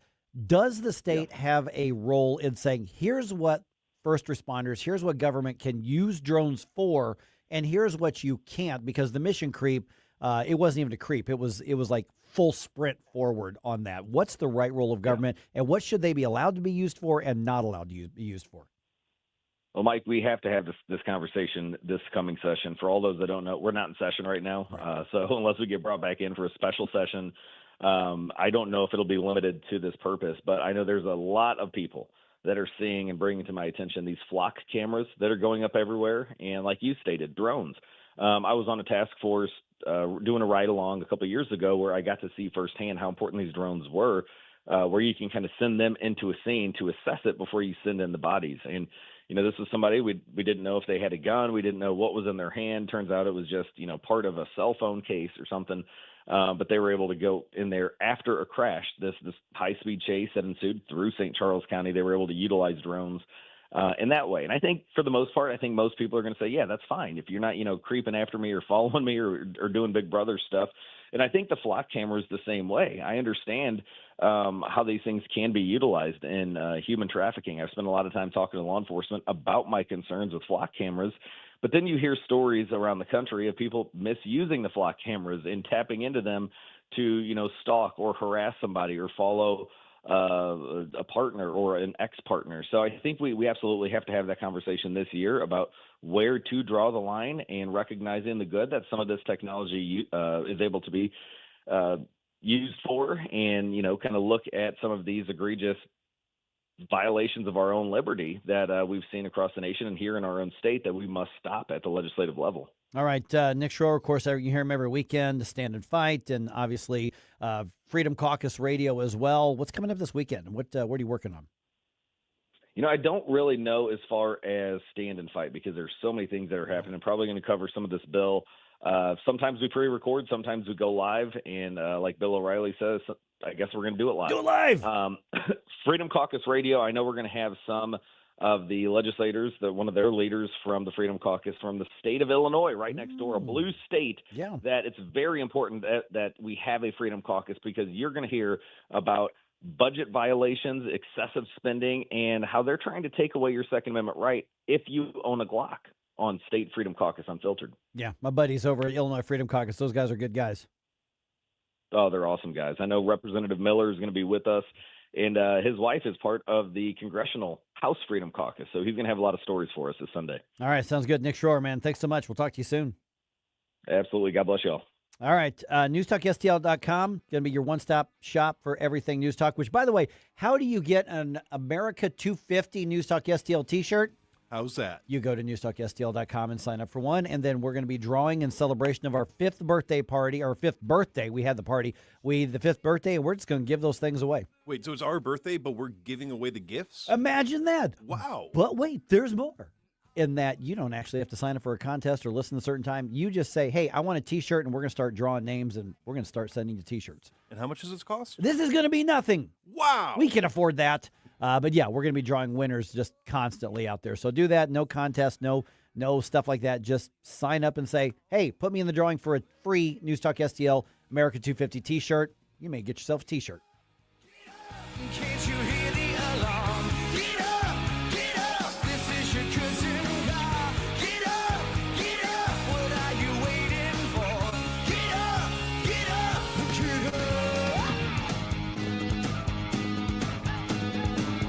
All right, we've already had how many rounds of those storms that come in? You see the water that stands there for a while. Listen, that's all mosquitoes need to lay their eggs and to become a problem just days later. I've already had my first mosquito bite out at one of my ball games. They're annoying. They can actually be dangerous depending on if there's anything going around. And, you remember the old days of West Island virus and all that kind of stuff. Don't be the main course at your own backyard barbecue, okay? Listen, we're already having mosquitoes around the St. Louis metro area. It's going to get worse with all of this standing water that's been around. That's why you need to talk to my friends at the Mosquito SWAT Team. Mike Ferguson here for the Mosquito SWAT Team. Here's what they do is they come to your home or they come to your business and they custom make a solution to get rid of the mosquitoes and prevent them from being a problem. Yes, it can actually happen. They don't just show up with a big jug of some chemical and go, here's what we use, and start randomly spraying in the air. No, they custom make the solution. They make sure that, for instance, they're not damaging the pollinators that we need for everything else. They've got all sorts of different options based on your need, because with somebody who's in a more rural setting and somebody who's in a suburban setting, you're going to need different things. And every single one of them are certified pest control specialists. These are not people that hire off the street. These are people who know what they're doing. So get in touch with them. The Mosquito SWAT Team. Once again, the Mosquito SWAT Team.com, or just give them a call, 314-861-0096. Find out what they can do for you. Oh, Hank, what a wonderful spider web you have built for us. I love this fabulous space we have right here in the corner of the kitchen. Thanks, Charlotte. I think I'll build us a vacation web in the coat closet. Oh, no. It's the pest control company again with those green wheels. They always kill the mood. This is Derek, the owner of All Solutions Pest Control. Give us a call today at 636-486-7888. We'd love to help you out. Learn more about our special $67 offer. You can visit us online at allsolutionspestcontrol.com. If a pest-free home is your goal, call All Solutions Pest Control. You feel it every time you check out. Prices up, paychecks stretched, families squeezed. That's why Ann Wagner's fighting to get government off your back and out of your way.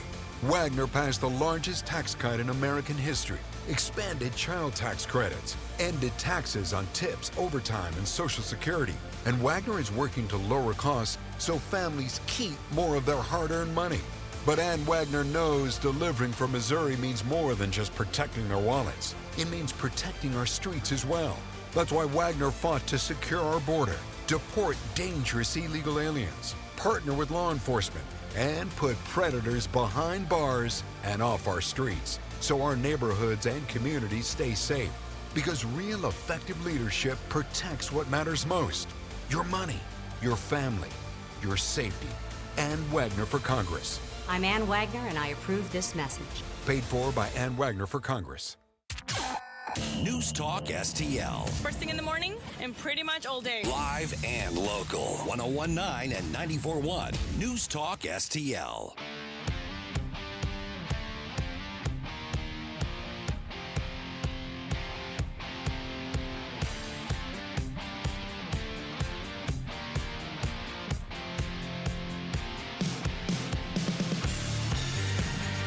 Hey everyone, this is State Senator Nick Schroer. I am the host of Stand and Fight every Sunday night. Right now, let's hear more of Mike Ferguson in the Morning Show here on News Talk STL.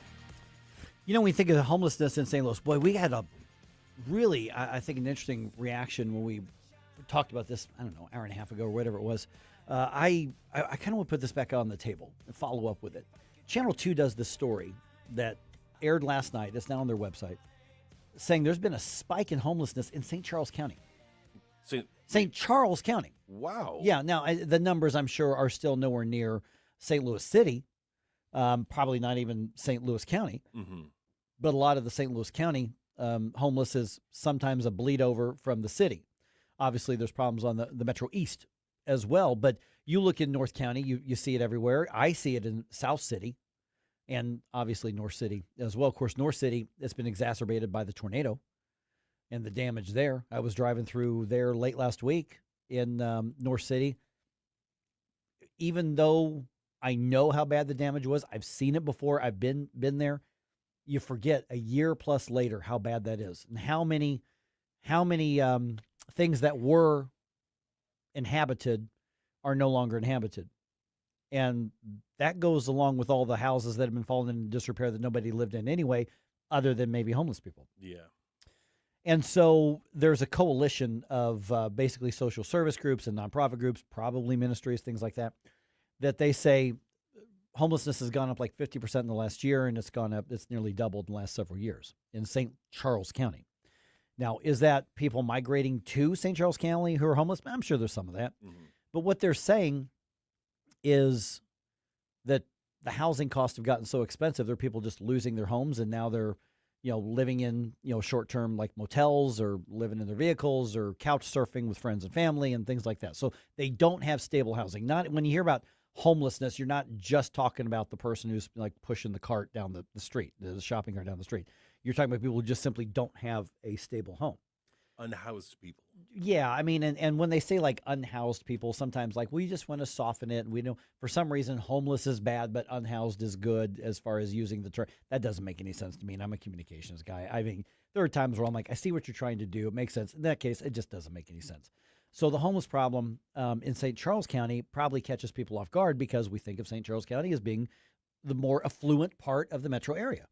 So I one of my relatives lives out in St. Charles in the very nice area, but I do remember after the tornadoes hit, what was that, last year, and destroyed all those houses, there were quite a few people that were able to get into like apartment programs or temporary housing.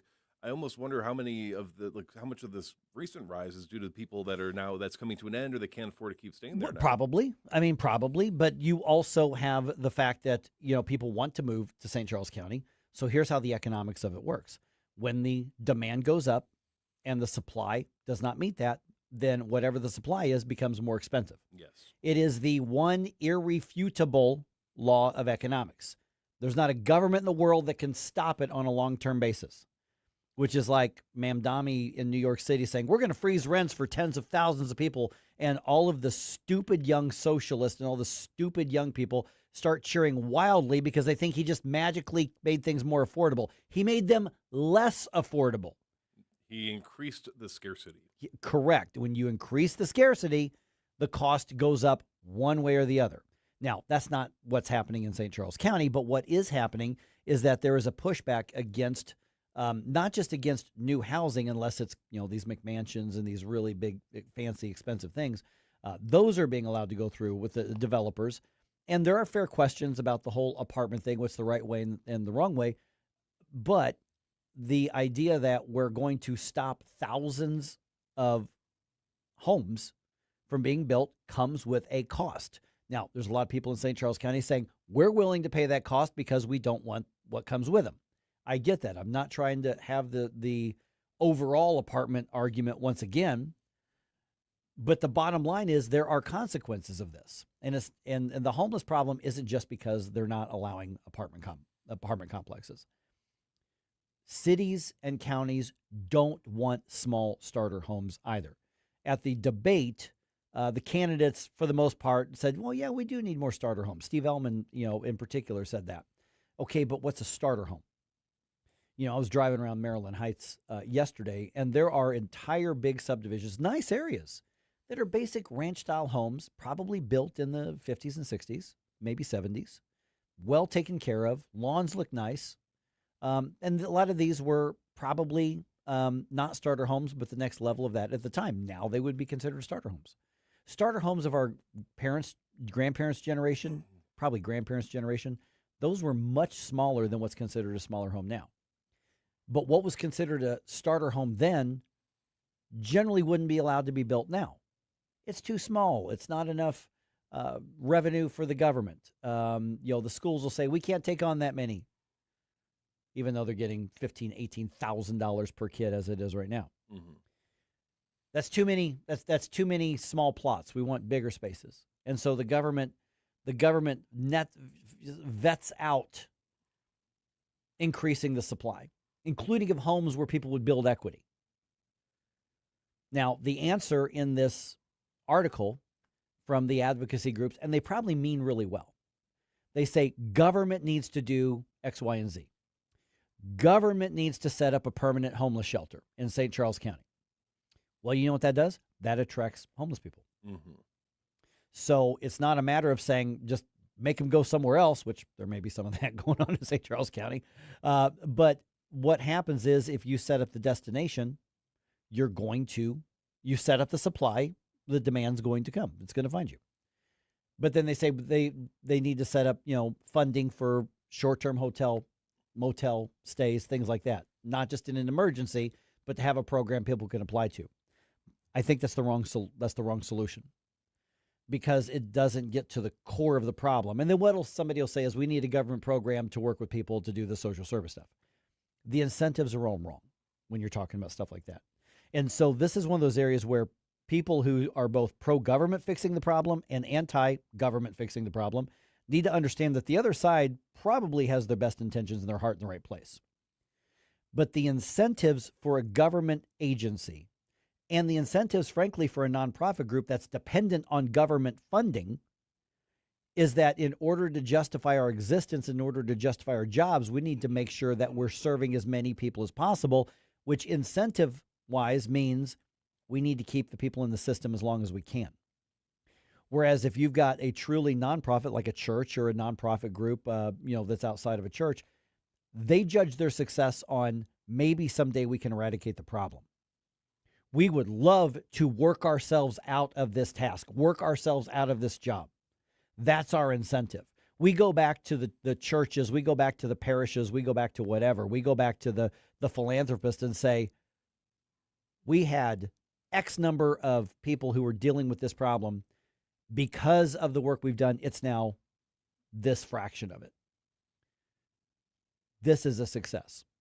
Whereas when you look at government programs and the nonprofits that are dependent on government, so they're a government adjacent, pseudo-government, quasi-government, they judge success by, we were helping 100 people last year. Now we've got 200 there. We need more money. This program is clearly working.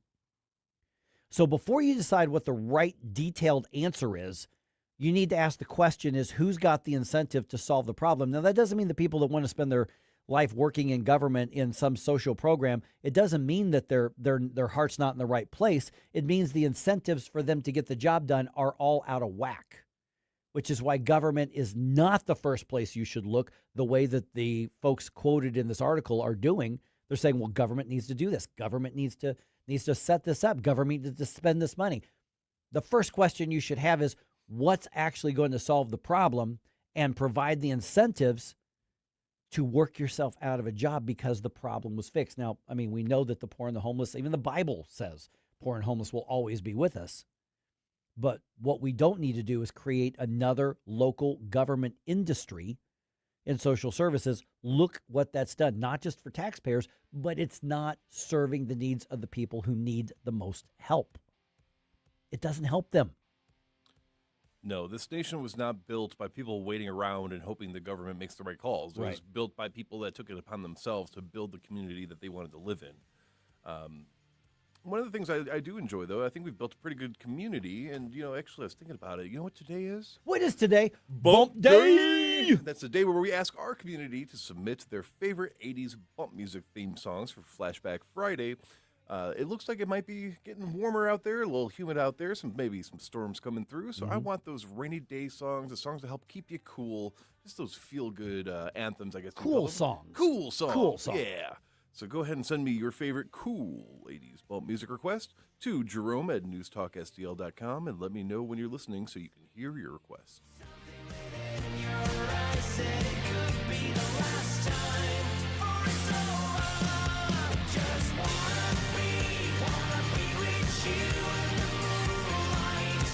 I think you all know that I've always felt the 9 most terrifying words in the English language are, I'm from the government and I'm here to help.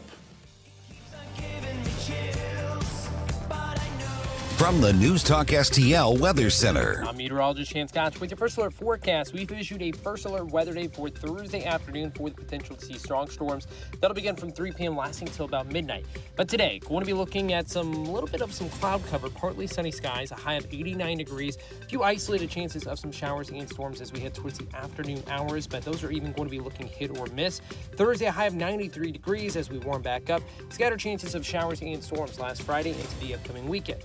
From the First Alert 4 Weather Center, I'm meteorologist James Scott. Fox News commentary with Jesse Waters next. My name is Whitney Allen, and I'm a widow. My husband, Ryan, died. We never thought we'd ever have to use life insurance, but the unexpected happened. With Ethos, signing up was fast and 100% online. You can get a quote in seconds, apply in minutes, and get same-day coverage. No medical exams, and you can get up to $3 million worth of coverage. I'm grateful we were prepared. Get your free quote at ethos.com/term. That's ethos.com/term. Paid spokesperson. Time spent on application may vary. Online health questions required. Here's Jesse Waters. What you're seeing is Kamala courting the communists because after the midterms, and if the Democrats win, she's going to have to court them because they're organizers. They don't have jobs. They have nothing else to do. The presidential primary is only a year after the midterms are wrapped. So she needs to get in now. So it's her or Newsom. They're going to have to maybe reach out to the communist wing and try to unite it with the establishment wing. And if you take that, that is a powerful movement. What I'm looking at, though, now is that the candidates are all losers. They've never had real jobs. They're being supported by their parents. They're professional students. They're all in debt. They don't earn anything. And what are they saying? They're saying, well, we have to blow up the system because the system's rigged. It's not rigged. It's actually not rigged if you work. For more commentary like this, go to foxnewspodcast.com. Hey, it's Tony Colombo, and it's tough to pick, but my favorite sandwich at Capriotti's is the cheesesteak with a side of Cap's awesome fries. Visit Capriotti's now at 2 locations on Manchester at McKnight and Rock Hill, and now in Creve Coeur on Olive, just 1 mile west of 270. To everyone who serves and sacrifices, this one's for you. Heroes Care is giving away 1,000 suits to our heroes. Active duty, retired, guard, or reserve, military, police, fire, or EMS, just show up with your ID and a suit is yours. That's Saturday, July 18th, 9 a.m. to 2 p.m. at the Heroes Care store in Gravois Village Center, Jefferson County. For those who sacrifice every day, we simply want to say thank you. Details at heroescare.org. Heroes Care, honoring those who serve. Hey guys, don't miss Straight Lines with Elizabeth Kaiser every Sunday evening at 8 p.m. where we talk about so many areas, including AI, law, and health. We have some fantastic guests on my show. Don't forget, Sunday evenings at 8 p.m., Straight Lines with Elizabeth Kaiser. Stand and Fight with Nick Schroer. Hey, it's Nick Schroer. To preserve this nation, to preserve the experiment in liberty that our founders envisioned, we must take a stand and fight. Stand and Fight with Nick Schroer. Sunday nights at 6. Only on News Talk STL. Looking for unbelievable deals? Stop by Overstock Outlet in Lake St. Louis or Warrenton. Open 7 days a week. Discover big savings on a huge variety of merchandise with no hassle. Just great prices. Visit us in Lake St. Louis on Highway N or in Warrenton on Boones Lake. Check out our Facebook page at Overstock Outlet Lake St. Louis. Or go online to overstockoutletstl.com. Unbeatable value, friendly service, and you never know what we'll have at Overstock Outlet. The news and talk. What is this all about? It's very simple. Iran can never have a nuclear weapon. That matters to St. Louis. The final details for a possible agreement between the United States and Iran are still being discussed. This is 101.9 and 94.1 News Talk STL.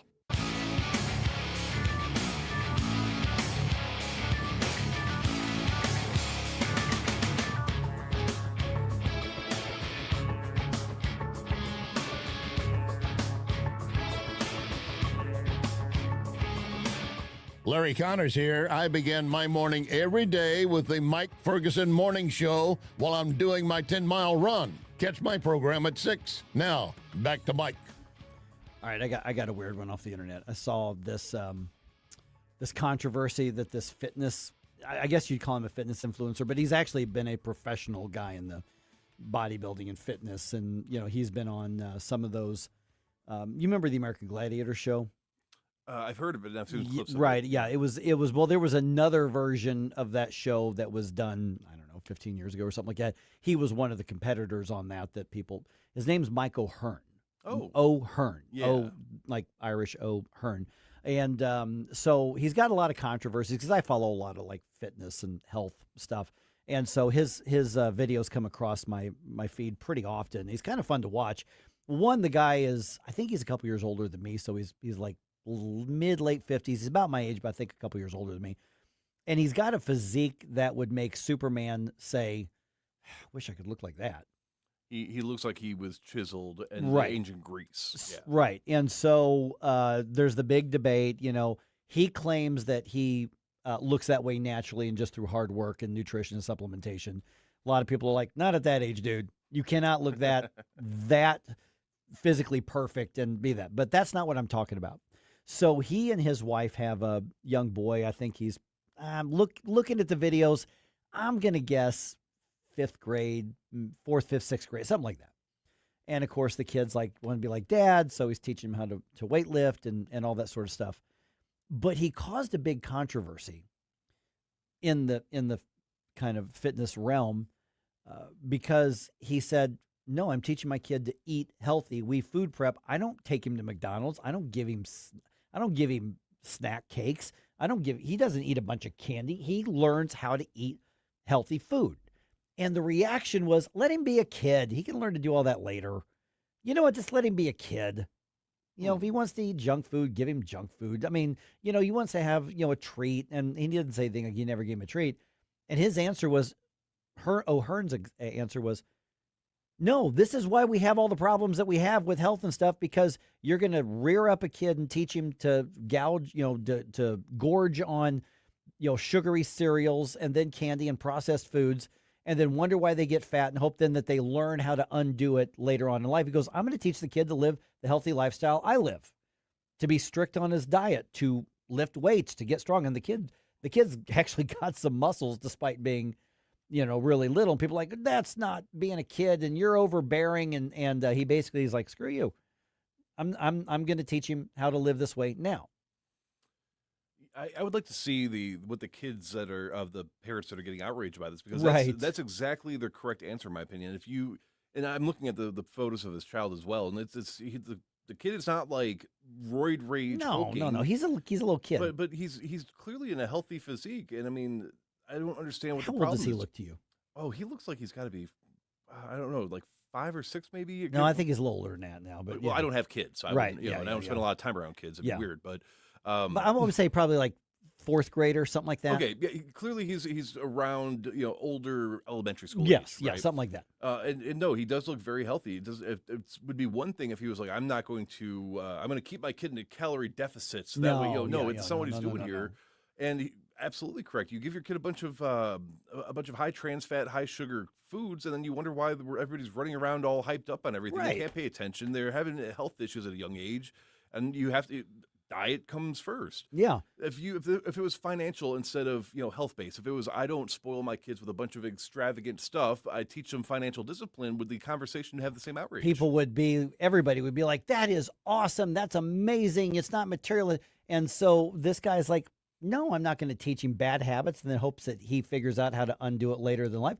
I thought that was a really smart answer. Now, to also be fair, some of the things people just want to go after this guy because he's never gone out and said, I'm really conservative, but his memes and stuff, he's trolling leftists a lot. He's having a lot of fun doing it, so I think he's one of us, but that's just my guess. But in this case right here, I thought he made a really strong point because here you've got, this big conversation about stuff that's not even really food and us eating ultra processed stuff and huge amounts of sugar. And I say that, and I just had a Mario's donut. But, we're talking about people saying, let him be a kid, as though being a kid in America means just let him gorge on whatever junk. And this guy says, no, I had a disciplined life. I'm going to teach him how to be healthy and disciplined. And people lost their minds over that. And I had the same reaction you did. I'm like, good for him. That kid is going to end up probably not dealing with a bunch of health problems, not dealing with potentially disease problems, not dealing with a bunch of stuff that all of his classmates are going to do by the time they're in their 30s or 40s. And he's going to, if this kid sticks with it, he's going to end up living a probably very long, healthy, strong life, looking 15 or 20 years younger than he actually is. Where have we gotten in society to where a father clearly caring? Because I'm looking through some of their photos too, and Yeah. this kid in a lot of these, like you can tell when a kid's faking a smile versus when they're actually happy. Yeah. They're doing a lot of goofy, fun stuff in some of these clips and some of Yeah. these photos. So Because he's teaching this kid how to lift weights, Yes. too. I mean, like, this kid's in the gym with his dad. yeah, but at the same time, you can clearly tell that this kid is living a pretty happy life. It's not like he's miserable and being forced to be like the star pitcher on a team he doesn't want to be on. Right. So, where are we at where a father who clearly cares about his child wants to set his child up to have the best starting position Mm-hmm. possible? And that, is it jealousy? Is it resentment? I mean, Yeah, look I at how think many. it could be. There are so many times where I've been out and about just in this area, and there are people that let their kids run around, bang into stuff, Yeah. knock stuff over. They're giving them iPads to watch to keep them quiet. They're giving them ice cream and candy and desserts when we're at restaurants because they will throw a huge tantrum.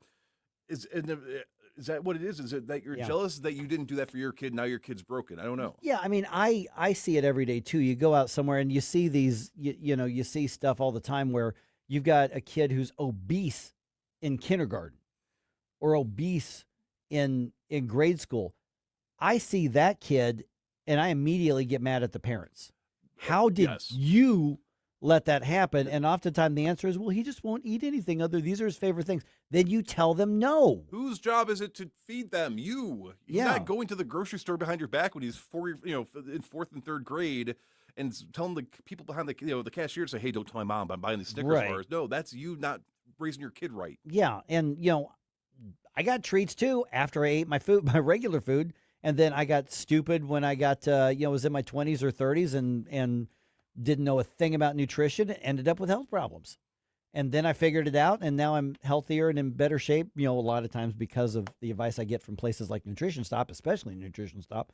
But, with the exercise, it's not that hard to do. And here you got a guy saying, stop coming after me for teaching my kid to lift weights heavy for his age, to build your body, to get stronger, and don't come after me for not filling him up with jujubes and licorice and whatever. Literal junk food. Right.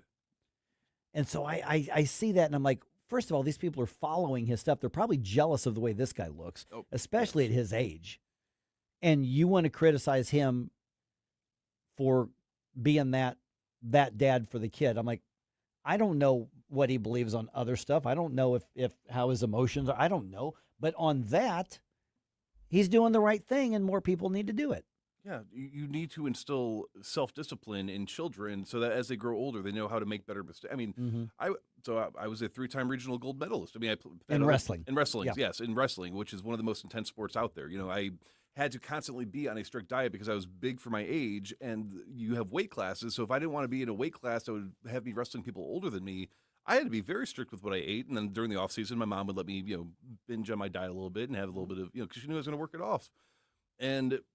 But that's the age where it starts. If you can't just let somebody be a kid until they're 18 and then say, oh, you're 18, you're an adult now. We didn't teach you nothing. We didn't help you. And then they wonder why they sit there and eat nothing but packaged junk food. And they don't know anything. They don't want to do anything. It's because all they know is that they just do whatever they want to do. And there's no sense of that self-regulation. So props to him. I ran into a young man. I don't know him. I just got in a conversation. It looked like he was probably, I don't know, maybe early 20s, 19, 20, 21, something like that.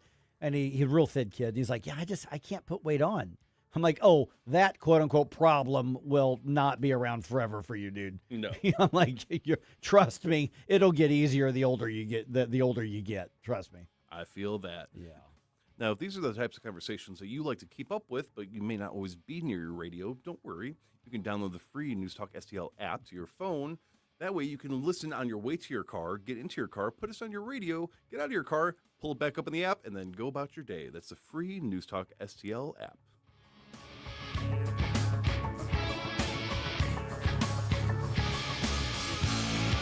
Hey folks, Jamie Allman here for Newstedter's Fine Jewelry right there at Doherty Ferry and Big Bend. WowDiamonds.com. It's Wow Diamonds for a reason. These are beautiful lab-grown diamonds. They are gorgeous. They will blind you when you walk in and see them, but that's a good thing.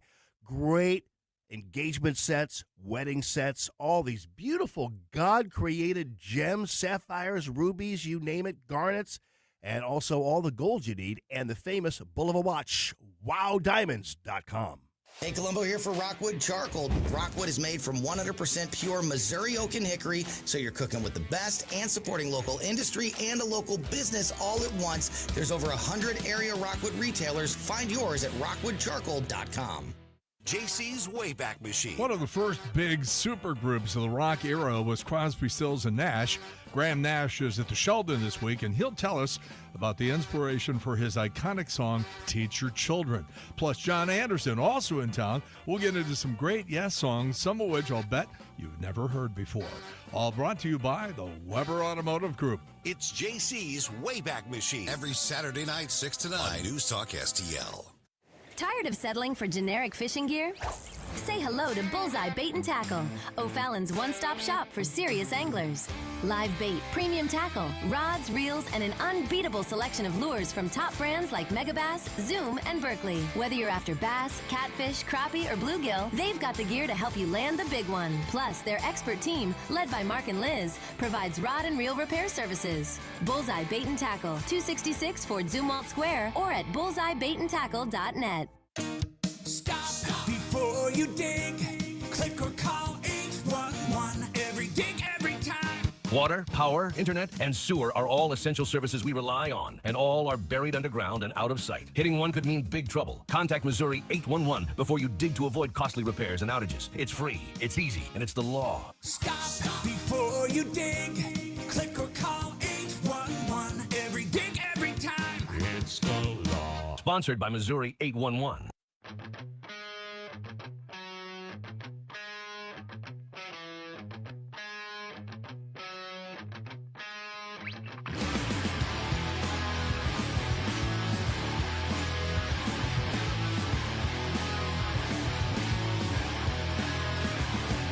Hi, it's Vic Porcelli. And Ken. Hi, Ken. Hey, Vic. Ken and I are on every Monday through Friday here on News Talk STL. Right now, you're listening to Mike Ferguson in the morning on 101.9 and 94.1 News Talk STL. Whoosh, my morning people. All right, we're talking recall that may not happen. We're talking ceasefire that didn't happen. And the Cardinals' quest for a World Series that's not looking like it's going to happen. Oh. At least not right now. All right, 8:50 right now. Let's do one more news dump, shall we? The Morning News Dump, brought to you by Great American Divers. The Morning News Dump. Are you joking? Is this a joke? Listen, folks, the Morning News Dump. Okay, we're going to know soon whether Festus is going to have that recall election or not have that recall election. The judge who has heard the case is expected to issue a ruling this week. Now, remember, enough signatures to put a recall of 3 city council members and the mayor on the ballot were turned in, but the council declined to put the recall on the ballot. City's attorney saying the petition does not meet legal muster because the complaints against the officials do not fall into one of the designated categories that is allowed for a recall election. And so the judge is going to decide, close enough? Is it subjective enough? Or is it a matter of the signatures were turned in, just do it? Or on the alternative, no, they're right. You can get all the signatures you want, but if it doesn't fall in the category that's allowed by law, you're just out of luck. We're going to know what that judge says pretty quick, and then probably there's going to be an expedited appeal. Yeah, and the interesting thing, too, is if they say no because there's not the established precedent for Right. it, that's just... Or the law allows it for, yeah. Yeah, that's just pretty boilerplate. But if they, for some reason, decide, okay, well, you have the signatures, let's go ahead and put it to a vote, I mean, that could open up a can of worms. Right, because if the recall passes and then is there legal recourse to invalidate it, I mean, this could be a big, not could be, it is a big mess. Yeah. So we'll see what happens with it. All right, President Trump wrapping up the final day of the NATO summit in Turkey. Of course, alliance leaders looking to try to project unity right now because President Trump has been very critical of NATO. They're also talking about defense spending, talking about the Russia-Ukraine war. And this all comes as U.S. CENTCOM announces last night that American forces hit something like 80 different targets with what they call powerful strikes. Now, that was in response to 3 commercial vessels coming under attack from Iranian forces in the Strait of Hormuz. The president spoke to reporters in Turkey saying he has had it up to here with Iran. They're liars, they're cheats, they're sick people. They've hurt their people. They killed 54,000 people as of now that were protesting. You know, when people say, how come they haven't taken over? They can't take over because they're dead. All right, so essentially, I mean, those of us who went, are we at war or are we not at war? Well, we're at war. And the whole idea of, well, the ceasefire, the end of the war is here. Those of us who are skeptical, well, how many people said you can't trust Iran to stick to its word on these things? And first of all, the memorandum of understanding was very much in Iran's favor in the first place, but you still can't trust them. So my worry is that we are going to be in a long, protracted, type of situation. Hopefully that's not the case, but the longer this goes, the worse off it's going to be. Also, crude oil prices went up like 6% in the last 24 hours. Eventually, that's going to trickle to us. So keep an eye on the gas prices. May not be a bad idea to kind of keep topping off your tank, once you get, quarter tank down, half tank down, as opposed to waiting until you're on empty to go fill up. Right now, not a big deal. We're not seeing it, but don't be surprised if you start seeing those gas prices go up a little bit. Yeah, I mean, just like last time, it started off just inch by inch, and then suddenly, next thing you know, it's almost, I think, 30% higher than we were paying. Yeah. Now, maybe we won't feel that as much here, but just something to keep an eye on. Our friends at Americans for Prosperity are hosting 2 town hall events in the metro area this week. Topic, as you would expect, Amendment 5 and the effort to eliminate Missouri's income tax. Tonight's event is going to be at Wesley Rogers Steak and Buffet Restaurant in Arnold. Tomorrow, the discussion is going to be at Moe's in Washington, Missouri. Now, some lawmakers who were involved in writing the proposal, that is now Amendment 5, they're going to be on hand at each meeting. Visit AFP Missouri's website for more information and to reserve your spot there. It is free. I'm excited to see what kind of questions are going to be addressed because the last few town halls, from what I've gathered at least, there's some very intelligent and very sort of questions that were asked. Right. Yeah, and you're hearing arguments on both sides of it. What I would encourage you to do is go to AFP Missouri's website, reserve your spot, and bring your most difficult question. Yeah, your stumpers. Yeah. Bring the hardest question you can possibly think of. Because if it's on your mind, it's on somebody else's mind. Have the conversation. I mean, what's the worst that can happen? You disagree with them? Okay, you can do that. All right. Democrats in Maine are trying to get Graham Plattner out of this race for U.S. Senate. This is after another woman comes forward with allegations of sexual assault, and that's after all the other just creepy, awful stuff that this guy has in his life. On Hannity last night, Senator John Kennedy, the national treasure, he says, you know what? People are talking about Graham Plattner, but you know who's really hard to beat? Yeah, Senator Susan Collins. There's a reason that she's been a United States Senator from Maine since God was a baby. The people like her. They respect her toughness. Okay, I have time for just another John Kennedy quote on this, don't I? Yes, you do. Okay, because he has some thoughts on people who up until the last minute continued to support Graham Plattner, even though we knew about the Nazi tattoo, even though we knew about the creepy messages, cheating on his wife, even though we knew about the other stuff. Here's what Senator Kennedy had to say. I tell you who saw it coming. Every American who was paying attention and who has an IQ above a toaster knew that this guy's motherboard was fried.